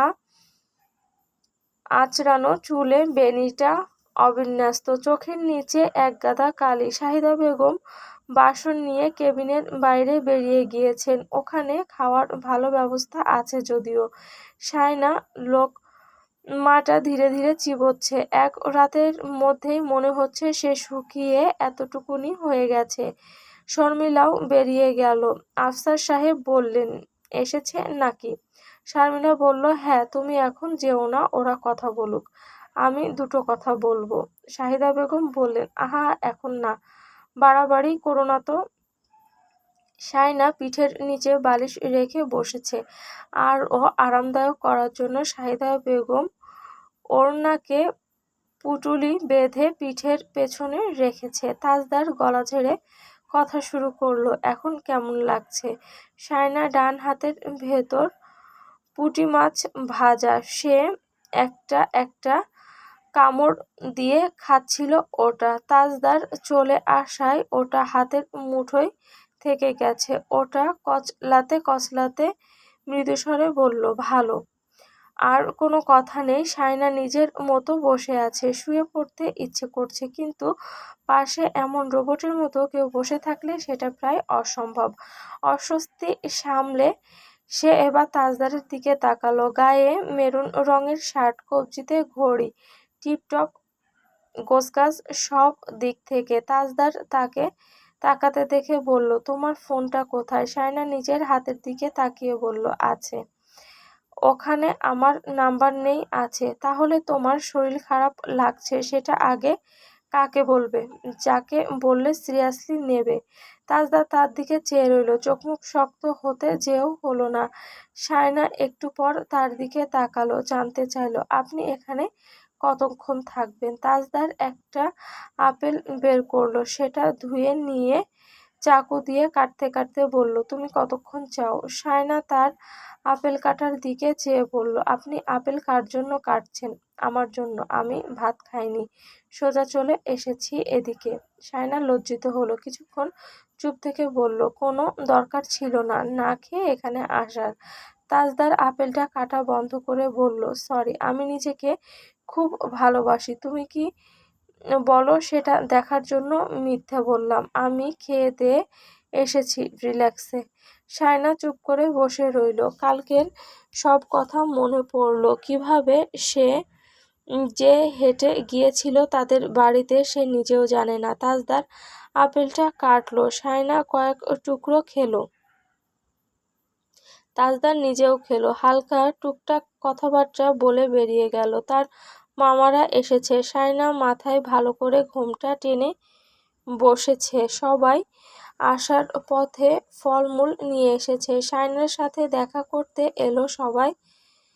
তাজদারকে বলল, এক রাতের মধ্যে শুকিয়ে গেছে। কাল হয়েছিলটা কি? বাড়িতে কেউ ছিল না? আফসার সাহেব সাহস পেয়ে গেলেন, বললেন, সেসব কথা বাদ দেন ভাইসাব, আপনার ভাগ্নে আমাকে ফোন দিয়ে কি বলেছে সেটা একবার জিজ্ঞেস করুন সবার সামনে। আমি তো আমার মেয়ে আর দিব না। শায়নার বড় মামা আফসার সাহেবকে সান্ত্বনা দিতে দিতে বলল, আশরাফের বাপ, শান্ত হও, এত মেজাজ দেখাতে নেই সব জায়গায়। ওনারা কি বলে দেখো। তাজদারের বড় মামা বলল, আমার কথা হচ্ছে মেয়েটার শরীর খারাপ লাগছে, এটা বাড়ির কেউ জানলো না? এটা তো অবিশ্বাস্য। তৌসিফ বলল, সবাই জানতো ওর জ্বর হয়েছে হালকা, মেজো ভাইয়ের গায়েও জ্বর এসেছিল। তাজদারের বড় মামা বলল, ওর যখন জ্বর বেড়ে গেল তখন ওর তো তাজদারকে ফোন করা উচিত ছিল, তাই নয় কি? তাজ, তোমার বউ তোমাকে ফোন দিয়েছে? তাজদার শায়নার দিকে তাকালো, কিছু বলল না, দুজনেই চুপ। আফসার সাহেব বললেন, ওর শরীর খারাপ লাগছিল, এত কিছু করার মতো অবস্থায় ছিল নাকি? ও সাহস করে আমাদের কাছে চলে এসেছিল, ওটাই তো বেশি। আপনারা কালকে ওর অবস্থা দেখলে বুঝতে পারতেন। ওর মায়ের কাছ থেকে জিজ্ঞেস করেন। শাহিদা বেগম বোরকার ওড়না মুখে টেনে কেঁদে উঠে বলল, আমি তো ভাবছিলাম বড় অঘটন ঘটে যাবে। এত অযত্ন কেউ করে? পেছন থেকে এক একজন সান্ত্বনা দিতে লাগলো। আশরাফের মা কান্নাকাটি করলে কিছু হবে না, কথা বলতে দাও, এগুলো সমাধান হয়ে যাওয়া ভালো, বেশি ঘাটলে সমস্যা আরো বাড়ে। বড়রা সবাই অনেক কথাবার্তা বলল। শায়না আর তাজদার চুপ করে শুনল। তাজদার সিদ্দিকী ধৈর্য সহকারে এত কথা শুনেছে দেখেই তৃপ্তি লাগছিল আফসার সাহেবের। তাজদারের বড় মামা ছোট মামা তাকে ডেকে নিয়ে গেল একপাশে, বলল, তোমার মা আমাকে সবটা বলার পর আমি ছুটতে ছুটতে চলে এসেছি। দেখো মামা, রাগ দেখাতে পারবে বউয়ের উপর, তার পরিবারের উপর নয়। তার বাবাকে কি বলেছ সেটা ধরে বসে আছে ওরা। তোমাদের মধ্যে নাকি ঝামেলা হয়েছে, তাই তোমার বউ তোমাকে ফোন দেয়নি। বিয়ের শুরুতেই কিসের এত ঝামেলা? পছন্দ করে বিয়ে যখন করেছো তখন শ্বশুরবাড়ির গলাবাজি শুনতে হবে, আর বউটাকে তোমাকেই একটু দেখে শুনে রাখতে হবে। তোমার মা বলল তুমি ওর সাথেও নাকি চেঁচামেচি করো। তুমি লন্ডনে নিয়ে যেতে চাইলে তোমাকে তো আগে ওর ভরসাস্থল হতে হবে। সংসার জীবন আর অবিবাহিত জীবনের মধ্যে ফারাক আছে মামা। তোমার শ্বশুরের কথাই কিছু মনে করো না, আমি ম্যানেজ করে নিচ্ছি আজকের মতো। তাজদার রুক্ষ স্বরে বলল, ওরা বললেই হলো নাকি? কথায় কথায় মেয়ে দেব না ভয় দেখায় কেন? না দিয়ে দেখাক, বিয়ে দিয়ে দিয়েছে, এখন আবার এত দেমাক কিসের? তাদের মেয়ে অসুস্থ হয়ে পড়েছে, সেটা আমি জেনে কথা শুনিয়েছি? সবাই তাকে দেখছে দূর থেকে। শাহিদা বেগম ফিসফিস করে বললেন, বেটা তো দেখছি মামুর উপর রাগ ঝাড়ছে, কত বড় গলা। এই আশরাফের বাপ, তুমি ওদিকে যেও না। বড় মামা শান্তভাবে বললেন, তুমি আবার রেগে যাচ্ছ তাজ, বারবার করে বলছি রাখবে না। তোমার বউ একটা বাচ্চা মেয়ে, ওকে যে যেরকম বোঝাবে সে সেটাই বুঝবে, তুমি যা বোঝাবে সে সেটাই বুঝবে। ওর সংসার ধর্ম বুঝতে আরো সময় লাগবে। তুমিও যদি অবুঝের মতো আচরণ করো তাহলে তো কিছু করার নেই আমাদের। তাজদার সাফ সাফ জানিয়ে দিল, আমি ওকে নিয়ে বাড়ি যাচ্ছি, স্যালাইন শেষ হলে বাকি চিকিৎসা ওখানে হবে। ওদের মাথা খারাপ হবেই, কারণ এই হসপিটালের খরচ অনেক বেশি। ওদের বলে দাও খরচটা আমি দেব, আর যেন প্যান প্যান না করে। আনিস মানা করেছে আমাকে, তুমি যেন একটা টাকাও না দাও। তাজদার রাগে কাঁপছে ভেতরে ভেতরে। আফসার সাহেব তার সিদ্ধান্তে অনড়। তিনি রওশন আরা আর তাজউদ্দিন সিদ্দিকীর সাথে কথা না বলে মেয়ে এত সহজে ছাড়বে না। সন্ধ্যায় শায়নাকে নামিয়ে দেওয়া হলো। বাড়ি ফিরে শায়না উঠোনে তাজদারকে দেখলো তৌসিফের সাথে দাঁড়িয়ে কথা বলতে। ওই বাড়িতে অনেক মেহমান এসেছে। শায়না তাজদারের দিকে এক পলক তাকিয়ে বাপ ভাইদের সাথে বাড়ি চলে গেল। রাতে সবাই ছোটখাটো পারিবারিক বৈঠক বসালো। তাজদার তখন একটা কাজে বেরিয়েছিল। কখন কি হয়েছে কি হয়নি বৈঠকে সব উঠছে একের পর এক। শায়নার এই সব তামাশা ভালো লাগছে না। সে রুমে শুয়ে আছে। শাহিদা বেগম এসে বলল, ওরা বলছে তুই নাকি কারো সাথেই ভালো করে কথাবার্তা বলিস না, এক ঘরে হয়ে থাকিস, তোর অসুখ লাগছে এটাও নাকি জানাসনি।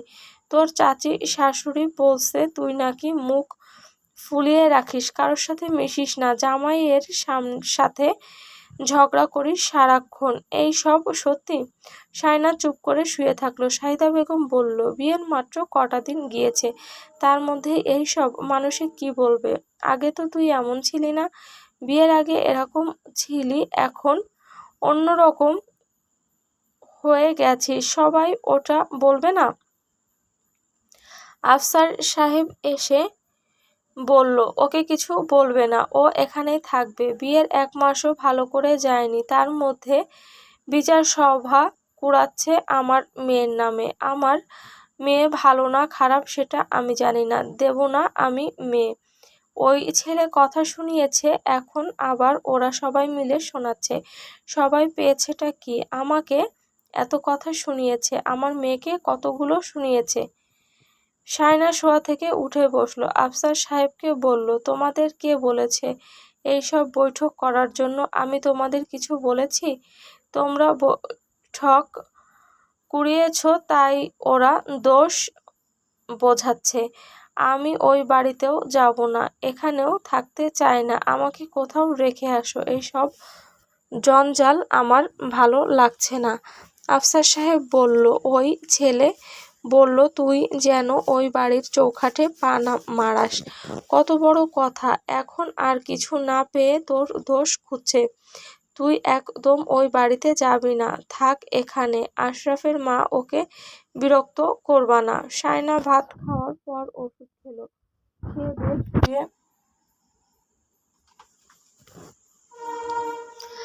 পড়ল দাদিমার পাশে। দাদিমা তাকে জড়িয়ে ধরতে শায়না হঠাৎ চমকে উঠল। দাদিমা হেসে উঠলেন, হাত শক্ত নয় বলে চমকালি নাকি বেটা? এমন তেমন করে জড়াইয়া ধরতো? শায়না বলল, তুমি সব সময় রসিকতা করবা না, আমার মন মেজাজ ভালো নেই। বুঝি বুঝি, মাথা বোঝো, আমার শরীর খারাপ, ঘুমাতে দাও। ওই বাড়িতে মনে হচ্ছে তুফান চলতেছে। শায়না প্রশ্ন করল, কেন? ওমা, বউ নাই তাই? শায়না প্রশ্ন করল, তোমার কি ওই লোকটাকে বউ পাগল মনে হয়? মনে হয়। ওই বাড়িতে সবাই গিয়েছে কি কারণে?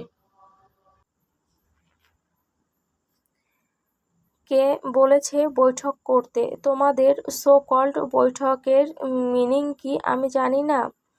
পাড়ার মাসিপিসিদের মতো ওই খোঁচাখুচি আর ওর দোষ খুঁজে বের করা। বাড়ির মধ্যে নিজেদের ছেলের দোষ ধরছো, ভালো কথা, আবার ওই বাড়িতে গিয়েছো ওদের মেয়ের দোষ ধরতে। আমি তোমাদের বলেছি যেতে?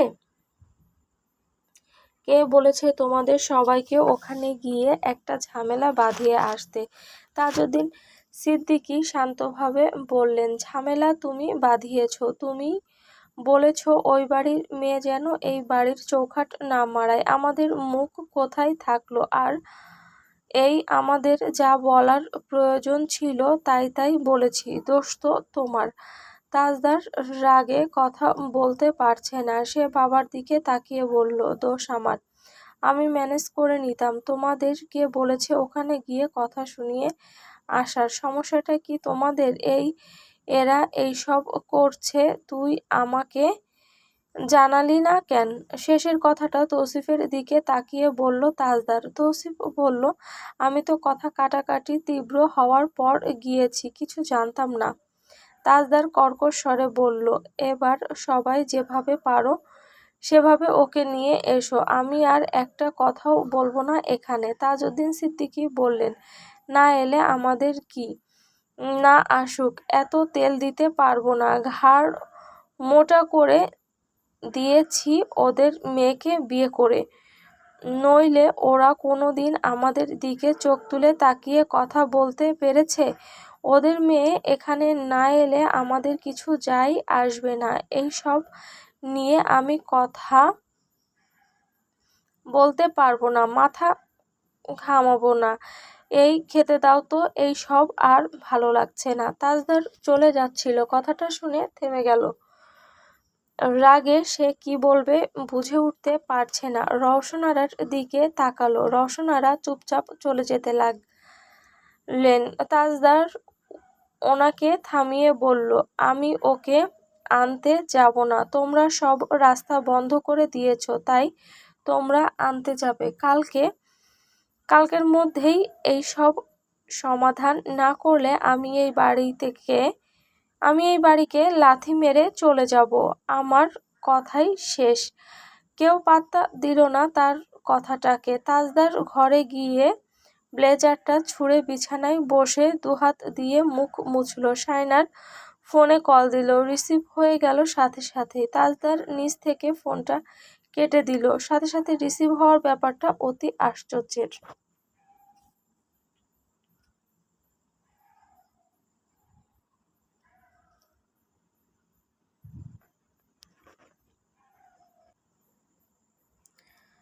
তাজদার আবারও ফোন করলো। ফোন রিসিভ করলো দাদিমা। শায়না যদিও চোখ বন্ধ করে আছে, কিন্তু সে ঘুমিয়ে পড়েছে এমন না, সে সব শুনছিল। দাদিমা ফোন রিসিভ করে বলল, ঘুম নাই বর বউয়ের চোখে, আমি দুজনার মাঝখানে ঘুমিয়ে আছি সুখে।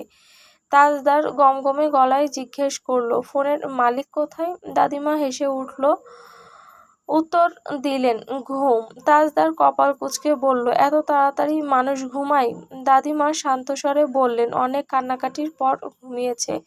কান্না কিসের? দাদিমা হেসে বললেন, ওই আর কি, বরের জন্য কাঁদে, তুমি নাকি জড়িয়ে ধরে ঘুমাইতা। তাজদার দ্বিগুণ শব্দে গলা ঝেড়ে বলল, আচ্ছা রাখলাম। দাদিমা মুচকি হেসে বলল, আসল কথা শোনো। জি। দাদিমা এবার গুরুগম্ভীর স্বরে বলল, তোমার বউয়ের নাকি ঘুম আসছে না, তোমার কাছে চলে যেতে চায়, কিন্তু যেতে পারছে না। তুমি তুলে টুলে নিয়ে গেলে ও কিছু মনে করবে না। তাজদারের কপাল কুঁচকে গেল। কিছুক্ষণ চুপ থেকে কয়েক পা এদিক ওদিক হাঁটলো। জিজ্ঞেস করলো, আর ইউ সিরিয়াস? দাদিমা ভুরু তুললেন।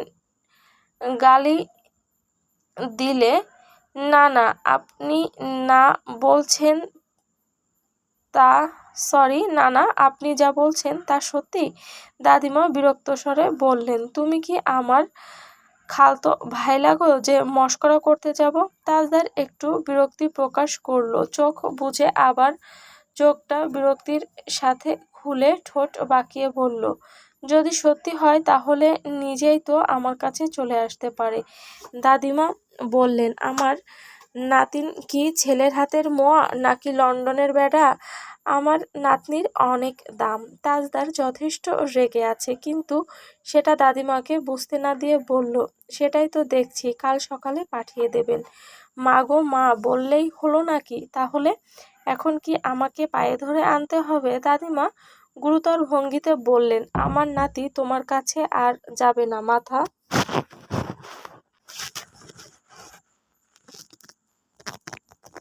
উঁচু করে যেতে পারলে যাবে, নইলে যাবে না। তাজদার চুপ করে রইল। রাগে কাঁপছে সে। শায়না ফোন কেটে দিয়ে দাদিমাকে শক্ত করে জড়িয়ে ধরে বলল, তুমি শেষে কি দারুণ কথা বললে দাদি। দাদিমা বললেন, এটাও বলেছি তুই তার জন্য কাঁদছিলি।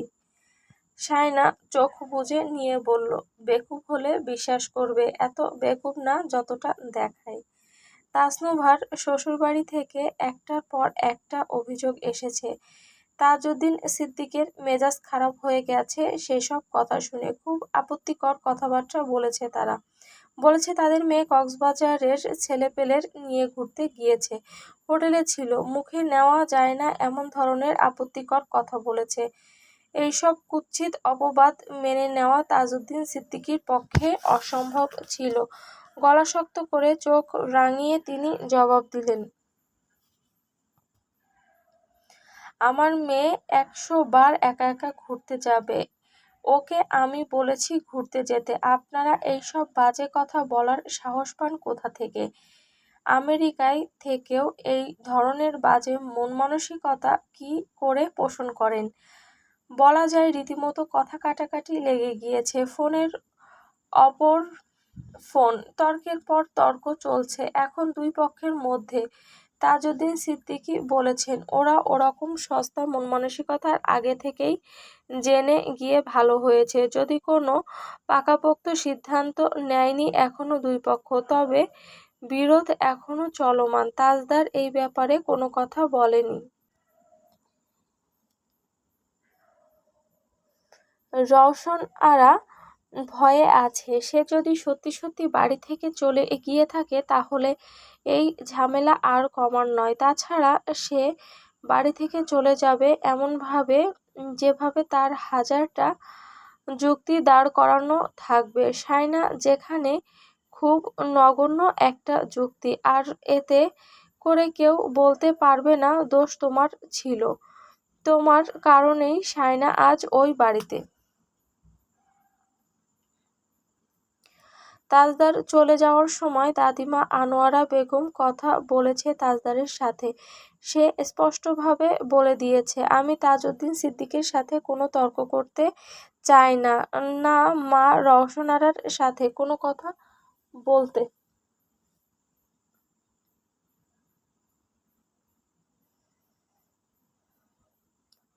চাই। আমি তাই করব যা আমার মন চাইবে। This is not a family, it's an entire family of devils. Anowara Begum বলল, নুভার বিয়েটা নিয়ে ঝামেলা চলছে, সো হোয়াট? এই ফ্যামিলিতে ঝামেলা ছাড়া কোনো কাজ হয়েছে? তোমার বউকে তুমি গিয়ে নিয়ে আসতে পারো, সে আসবে না। আমি একটা জেদি মেয়েকে বিয়ে করেছি, আপাত মস্তক রওশন আরা সিদ্দিকীর ফটোকপি।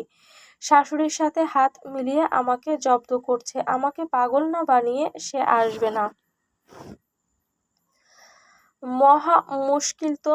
আমি তাকে জিজ্ঞেস করব সে পাগল স্বামীর সাথে সংসার করতে ইচ্ছুক কিনা, নইলে যেন তাড়াতাড়ি চলে আসে।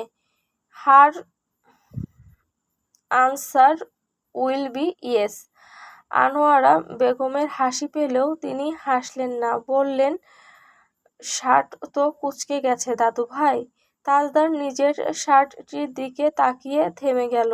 এই প্রথমবার সে কুঁচকানো শার্ট গায়ে দিয়েছে, আর এটার জন্য দায়ী সায়না মমতাজ। হাতের কাছে পেলে আগে ঠাস করে একটা দেবে পিঠের উপর।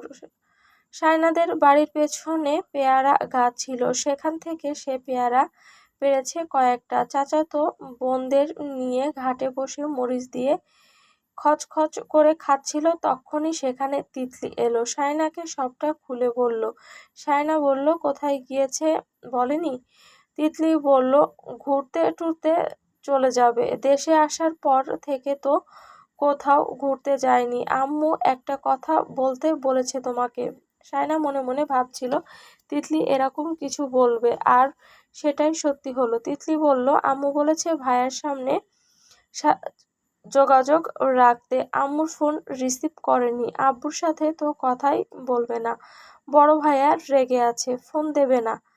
তোমাকে সকাল থেকে একবারও ফোন দেয়নি?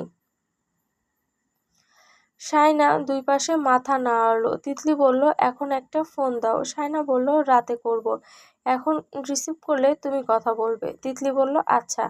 সায়না তাজদারের নাম্বারে কল দিল। রিং পড়তে লাগলো, কিছুক্ষণ পর রিসিভ হলো। তিতলি শুরুতেই সালাম দিল, আসসালামু আলাইকুম ভাইয়া, আমি তিতলি। ওয়ালাইকুম আসসালাম। তুমি ওখানে কি করছো?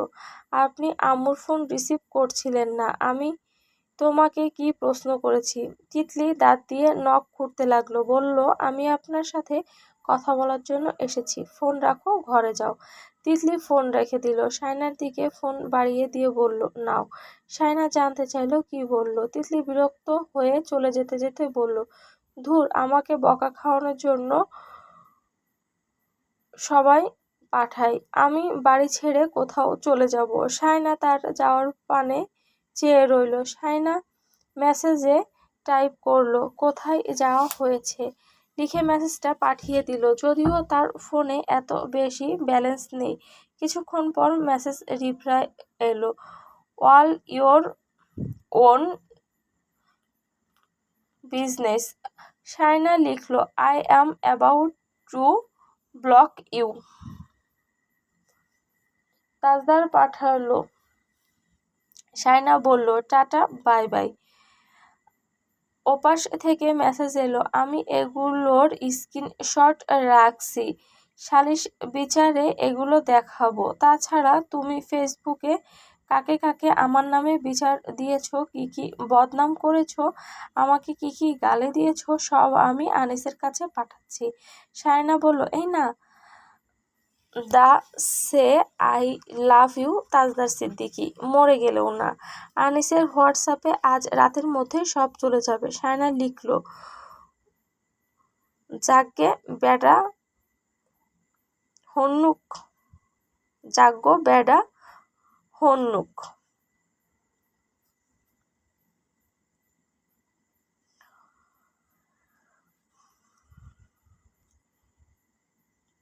মানুষ যখন আর কিছু বলার জন্য খুঁজে পায় না তখন এইসব বলে। সিরিয়াস কথায় আসি, তুমি বাড়ি চলে আসো।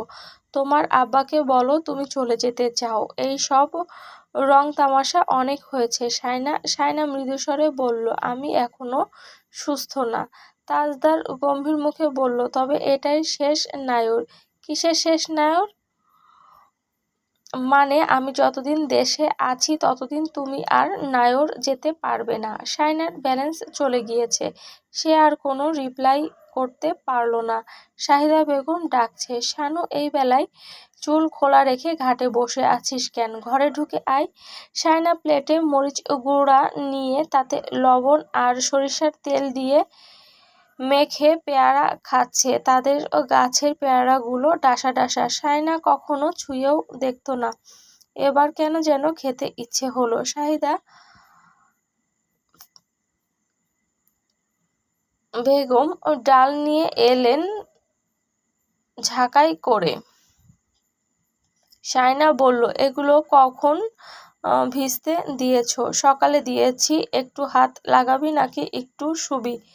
না, আর শোবো না, দাও ছিলে দেই। কি দিয়ে রাঁধবা? রুই মাছের মাথা আছে, ওগুলো দিয়ে রাঁধবো। শায়না ডাল ছিলে দিতে লাগলো নখের সাহায্যে। চাচিরা এসেও যোগ দিল সেখানে। ওই বাড়ি থেকে কে কি শুনেছে সেই সব নিয়ে কথাবার্তা চলছিল। শায়না একদম চুপ করে শুনল। সবাই হাতে হাতে ডালের ছোলা ছিলে দিচ্ছে। পাশের বাড়ির একজন জেঠিও ছিল সেখানে। উনি কথায় কথায় বললেন, শানুর বোধহয় অসুখ বন্ধ হয় নাই। শায়না চুপ করে রইল। শাহিদা বেগম শায়নার চেহারা দেখে বিরক্তি টের পেল। বলল, না, এখনো বন্ধ হয় নাই। তারপর সাথে সাথে শায়নাকে বলল, শানু, ফোন নিয়ে আয় তো ঘর থেকে, আনিস ফোন দেবে। আনিস থেকে অফিস থেকে বেরোনোর সময় কিছু বাজার সদাই নিয়ে আসতে বলবো। শায়না মায়ের কথা শুনে ঘরে চলে গেল। ফোনটা পাঠালো তার চাচাতো বোনকে দিয়ে। সে চলে যেতেই শাহিদা বেগম সবার উদ্দেশ্যে বলল, ওর সামনে এসব কথা বলিয়েন না ভাবি, আমাদেরও কিছু বলতে চায় না। না, তাজদার তো চলে যাবে তাই বলছিলাম। শাহিদা বেগম বলল, দোয়া কইরেন, আল্লাহ মুখ তুলে চাইলে আর কি।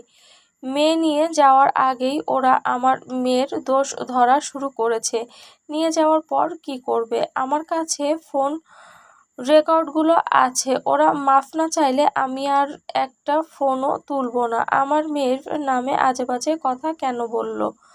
তাজউদ্দিন সিদ্দিকী গর্জন করছেন। রওশনারা পেছনে এসে দাঁড়ালেন। বললেন, আপনি এখানে দাঁড়িয়ে চেঁচাচ্ছেন কেন? ভেতরে যান, মানুষই শুনবে। তাজউদ্দিন সিদ্দিকী গর্জন করতে করতে ভেতরে চলে গেলেন। তৌসিফের কাছে এইমাত্র তাজদার ফোন এসেছে। সে জানতে চাইল নুভা নাকি অসুস্থ। দুই পরিবারের ঝামেলাই নিয়ে টেনশন করছিল। এখন টেনশন করলে কি হবে? কাজ করার আগে ভাবা উচিত ছিল। তৌসিফ বলল, তুমি বাড়ি কবে আসবে?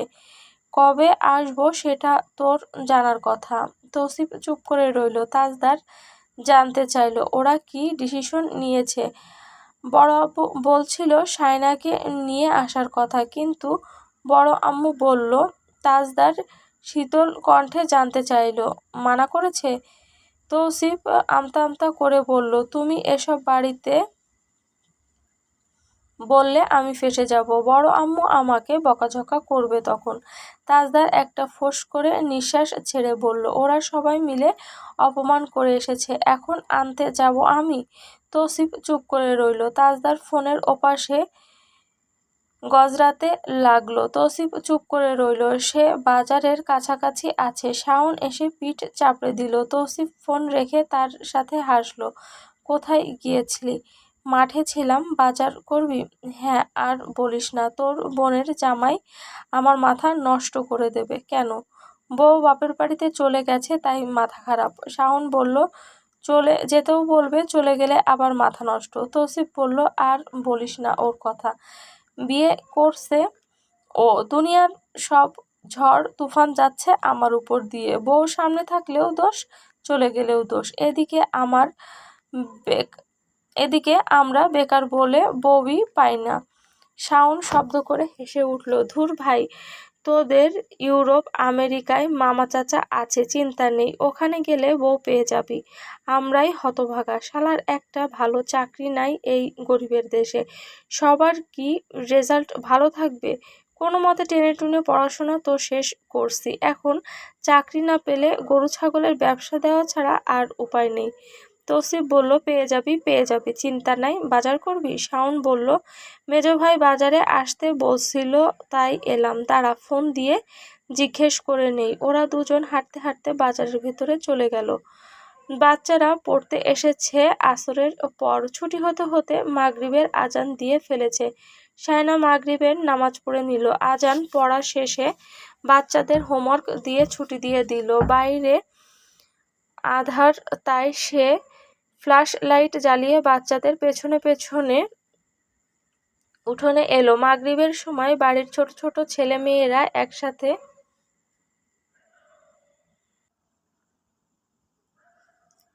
বাইরে আধার, তাই সে ফ্ল্যাশ লাইট জ্বালিয়ে বাচ্চাদের পেছন পেছন উঠোনে এলো। মাগরিবের সময় বাড়ির ছোট ছোট ছেলে মেয়েরা একসাথে বসে গজল গায়। শায়না, মেজো চাচা, ছোট চাচার ছেলে মেয়েরা গজল গাইছে।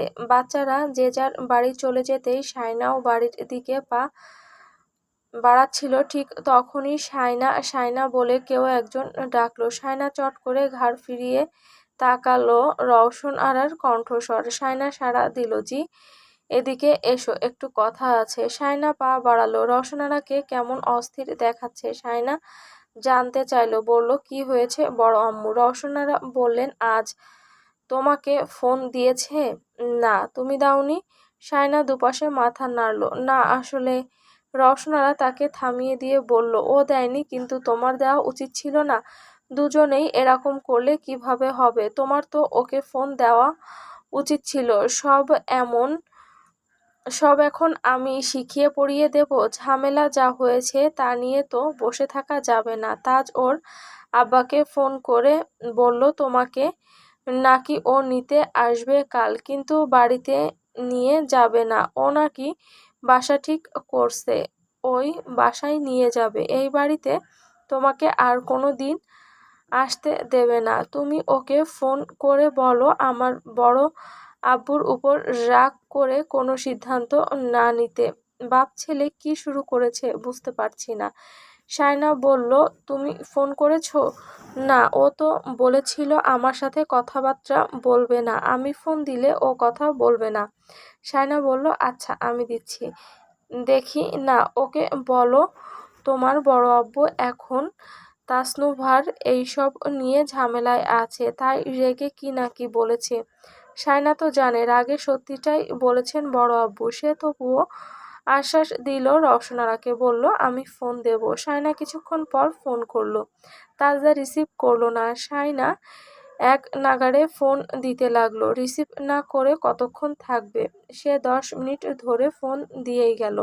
শেষবার ফোন রিসিভ হতে ওপাশ থেকে কাঠখোট্টা কণ্ঠস্বরে বলল, হ্যালো, তাজদার সিদ্দিকী স্পিকিং। শায়না নিজেকে সামলে নিয়ে বলল, আপনি কি শুরু করেছেন এইসব? আমাকে অশান্তিতে রাখেন ভালো কথা, আমি তো পরের মেয়ে, কিন্তু নিজের বাড়ির মানুষ কাউকেই শান্তি দিচ্ছেন না। আপনি ওদিকে ঝামেলা করবেন আর সমস্ত দোষ চাপবে আমার ঘাড়ে। নিজের খাসলিয়ত পাল্টান, নইলে এমন একটা সময় আসবে যে নিজের পাশে কাউকে পাবেন না, একদম একা হয়ে যাবেন। বাসা নিলেই আমি আপনার সাথে ধেই ধেই করে চলে যাব। চৌকাঠ আমাকে না মারাতে বলেছেন, আমি মারাবো না। সেটা হোক কলতান নিবাস কিংবা অন্য কোনো বাসা বাড়ি, আমি যাব না মানে যাব না। আপনাকে বুঝতে হবে, মুখ আছে বলে যা তা বলে দেওয়া যায় না। আমি যদি আপনাকে একবার বলতাম আমাদের বাড়ির চৌকাঠ কখনো মারাবেন না, তাহলে আপনি কোনো দিন আসতেন? আপনি মুখে যা আসে তা বলে দেবেন, আমি কষ্ট পাবো, তারপর আপনার মনে হবে আপনি ভুল করেছেন। তা দেখে আমি আবার ধেই ধেই করে আপনার সাথে ফিরে যাব। তাহলে ভুল ভাবছেন। আপনার এইসব বাজে খাসলিয়ত যতদিন না কমবে ততদিন আমি আপনার কাছে যাব না। রাগে তাজদারের মুখ দিয়ে কোনো কথা বের হচ্ছে না। তোমার সাহস? আমার সাহসের এখনো কি দেখেছেন? সাহস শুধু আপনার কাছে? নিজেই নিজেকে প্রশ্ন করুন, যা করছেন তা ঠিক করছেন কিনা। বাড়তি কথা বলবে না, একদম বলবে না। আমাকে যেগুলো বললে সেগুলো তোমার শ্বশুর শাশুড়িকেও বলো, কারণ তারাও আমাকে অপমান করেছিল। তারাও তোমাকে অপমান করেছিল। শায়না ক্ষীণ কণ্ঠে বলল, যে বিয়ে করেছে সেই হাঁটতে বসতে করে, ওরা কোন ছাই? হোয়াট? আমি আর তারা? থামলেন কেন? আপনি আর তারা আলাদা নয়। আপনি করেন তাই তারাও সুযোগ পায়। আপনি কোনো দিন আমাকে সম্মান দিয়ে কথা বলেছেন? মনে করুন তো। মাথায় তুলে নাচতে বলছো? বউকে মাথায় তুলে সবাই নাচতে পারে না, মেরুদণ্ড থাকা লাগে, গার্ডস লাগে, মন লাগে। আপনি শেখেননি কিভাবে একটা মেয়েকে সম্মান দিতে হয়। যদি শিখতেন, আমি বউ নয় মেয়ে হওয়ার কারণে হলেও একটু সম্মান পেতাম। বউ হিসাবে মাথায় ওঠা তো বহুদূর। আপনি তো শুধু বড় বড় ডিগ্রি অর্জন করেছেন, আর কিছু শেখেননি। নিজের সব ঝামেলা তৈরি করেন আর তারপর সব আমার ঘাড়ে তুলে দেন। আশেপাশের মানুষজন বলছে বউ নিয়ে যাওয়ার পর থেকে ওদের বাড়িতে ঝামেলা লেগে আছে। যাদের নিজেদের ছেলেই হাজারটা ঝামেলা তৈরি করে, সেখানে পরের মেয়েটা কি করবে? আপনি ঠিক হলেই তবে আমাকে কথা শোনানোর আগে 2 বার ভাববে। নিজেই তো সুযোগ দিচ্ছেন সবাইকে। তাজদার সিদ্দিকী ফোন কেটে দিল। তারপর 1 দিন, 2 দিন, 3 দিন, 4 দিন, 1 সপ্তাহ কেটে গেল। কোনো সাড়া শব্দ পাওয়া গেল না তার। তার কোনো খোঁজ খবর পরিবারের কেউও পেল না। তার এইসব দেখে শেষমেশ তৌসিফের বাবা তৈয়ব উদ্দিন সিদ্দিকী আর তাজদারের মামা, ফুফা, খালা সবাই এসে শায়নাকে নিয়ে গেল। আফসার সাহেব বললেন, আপনারা এসেছেন বলে আমি মেয়ে ছাড়ছি এমন না। আমার মেয়ে নিজেই ঝামেলা সইতে না পেরে চলে যাওয়ার সিদ্ধান্ত নিয়েছে। তবে এবার যদি আমার মেয়েকে আর ছোট করা হয়, ও আর কোনোদিন ওই বাড়িতে যাবে না। শায়না এমনি এমনি রাজি হয়নি। বিয়ের পর থেকে তাজদারের সমস্ত বিহেভিয়ার পরিস্থিতি সংক্ষেপে উল্লেখ করে সে এসপারোস গ্রুপে পোস্ট করেছিল।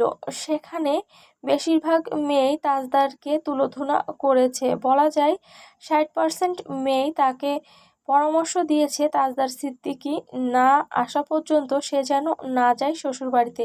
বাকি 40% মেয়ের মধ্যে 10% তার দোষ দিয়েছে, 10% স্বামীভক্তি দেখিয়ে চলে যেতে বলেছে। অবশিষ্ট 20% মেয়ে মহিলারা দুই দলের চেয়ে একটু ভিন্ন পরামর্শ দিয়েছে। তাদের পরামর্শগুলো যৌক্তিক এবং বাস্তবিক লেগেছে শায়নার কাছে। তাদের মধ্যে একজনের কমেন্ট খুব বড় ছিল। শায়না সেটি মনোযোগ দিয়ে পড়েছে। মহিলাটি লিখেছেন, সাংসারিক জীবনে দীর্ঘ অভিজ্ঞতা আমাকে শিখিয়েছে নার্সিসিস্ট ও ডমিনেটিং স্বভাবের মানুষদের সঙ্গে তেড়ামি করে পাল্টা জবাব দিলে, ঘৃণা দেখালে লাভ হয় না, বরং তারা আরও বেশি জেদি হয়ে ওঠে। এদের সঠিকভাবে সামলাতে হলে গলার আওয়াজের বদলে বুদ্ধি খাটিয়ে মাথা ঠান্ডা রেখে চাল দিতে হয়।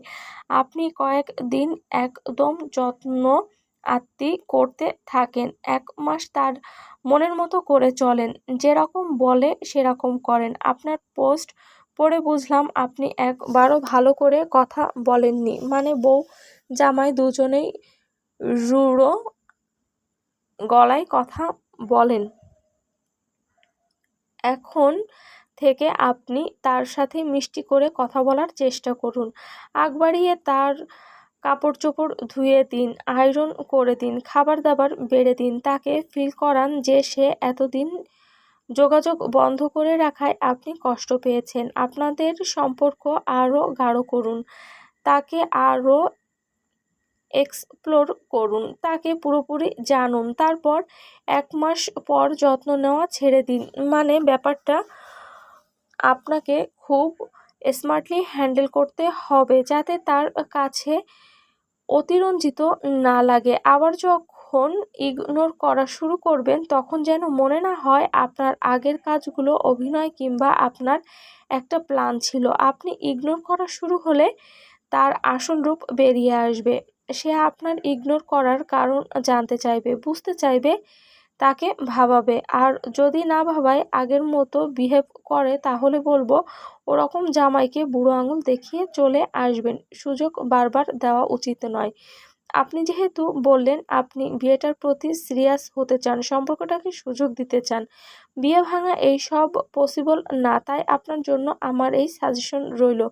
কারণ এতে করে আপনিও আপনার মধ্যে চেঞ্জেস আনতে পারবেন, তার মধ্যেও চেঞ্জেস আনাতে পারবেন। বোন, সংসারে বুদ্ধি খাটিয়ে চলতে হয়, সব নিজেকেই আদায় করে নিতে হয়, আপনাকে কেউ সমর্থন করবে না। আপনি যা চান তা কখনোই কেউ সহজে মেনে নেবে না। যেখানে নিজের পরিবার আপনার কথা শোনেনি, সেখানে পরের ছেলেটা আপনাকে বুঝে ফেলবে এমন আশা করাটাই ভুল। সে যদি সরি বলতে না জানে, তাহলে আপনি প্রথমে সরি বলে তাকে শেখান, সরি বলতে শেখান। সে কারো কথা শোনে না, আপনি তার কথা মন দিয়ে শুনুন। সে আপনাকে দেখে থুতু ছুঁড়তো, তাই আপনি তাকে দেখে তো আর থুতু ছুঁড়ে জবাব দিতে পারবেন না। সে ভাবে তার আর আপনার মধ্যে কোনো পার্থক্য নেই, তাহলে সে যা করছে তাই ঠিক। এত কিছুর পরও যদি না শেখে, না বোঝে, না শোনে, তখন ফাইনাল সিদ্ধান্ত নেবেন। আমি আপনার সিচুয়েশন বুঝতে পারছি, আপনি সিদ্ধান্তহীনতায় ভুগছেন, ভাইদেরও উপর বসেও থাকতে চাচ্ছেন না, আবার বরের কাছেও ফিরতে চাচ্ছেন না। আপনাকে আমি যা বলেছি তা একবার ট্রাই করে দেখুন। আর আপনি যদি নিজ থেকে যান তার কাছে, তাহলে তার মনে হয় আপনি উঁচুতে থাকবেন, কারণ আপনি সুযোগটা দিয়েছেন। তার মধ্যে যদি এতটুকু মনুষ্যত্ব বেঁচে থাকে, তাহলে সে এই সুযোগ দেওয়ার আপনার উপর কৃতজ্ঞ থাকবে। ভালো থাকুন, আল্লাহ আপনার সহায় হোক। শায়নার মনে হলো এই ধরনের একটা গাইড তার প্রয়োজন ছিল। বাকিগুলো কমেন্ট তার কাছে তুচ্ছ মনে হলো। এতদিন ধরে সে সিদ্ধান্তহীনতায় ভুগছিল, সঠিক পরামর্শের অভাবে। কি করবে বুঝে উঠতে পারছিল না, এমনকি নিজের ভুলগুলোও চোখে পড়ছিল না। এবার সবকিছু যেন পরিষ্কার হয়ে গেল, শক্তি ফিরে পেল সে। এই অস্ত্র তো সে আগে থেকেই জানতো, কারণ সে নিজেও এরকম স্বভাবের মেয়ে। শুধু মাঝখানে তাজদার সিদ্দিকীর সঙ্গে টেক্কা দিতে গিয়ে নিজেকে বদলাতে চেয়েছিল, নিজের চারপাশে একটা মেকি খোলস গড়ে তুলেছিল, কিন্তু তা তাকে শান্তি তো দেয়নি, উল্টো তাকে ভুল পথে ঠেলে দিয়েছিল। কলতানে ফিরে যাওয়ার পর দিন রাত 10:30টার দিকে তাজদার সিদ্দিকী এলো বাড়িতে। বাড়ির সামনে গাড়ি থামতেই সবাই ভেতরে ভেতরে উচ্ছ্বাসিত হলো। তিতলি দৌড়ে দৌড়ে মাকে গিয়ে খবরটা দিয়ে এলো। কারো দিকেই তাকালো না তাজদার, সোজা ভেতরে ঢুকে এলো আনোয়ারা বেগমের একটা প্রশ্নের জবাব দিয়ে। গালের দাড়ি হালকা বেড়েছে, চেহারা একদম শক্ত, তবে আগের মতো উজ্জ্বল নেই। কিছু একটা বেশ কম হয়েছে তা তার চেহারা দেখে বোঝা যাচ্ছে। বাড়ির ভেতরে পা রাখতেই দেখলো শাইনা মেঝেতে বসে টিভি দেখছে। সে যেতে যেতে থমকে দাঁড়ালো। বহু বছর আগেকার একটা দৃশ্য। তফাৎ হচ্ছে শাইনা মমতাজ তখন প্রতিবেশী ছিল, আজ তার বউ। কিছুক্ষণ পর শাইনার পাশে তিতলিও এসে বসলো, তৌসিফও এলো। তারা লুডো খেলছে টিভি দেখতে দেখতে। হ্যালো বন্ধুরা, পরবর্তী পার্ট খুব তাড়াতাড়ি আসবে, তো সবাই অপেক্ষায় থাকো। আর চ্যানেলটি যারা এখনও সাবস্ক্রাইব করনি তারা পরবর্তী পার্ট দেখার জন্য চ্যানেলটি সাবস্ক্রাইব করে রেখো। ধন্যবাদ সবাইকে।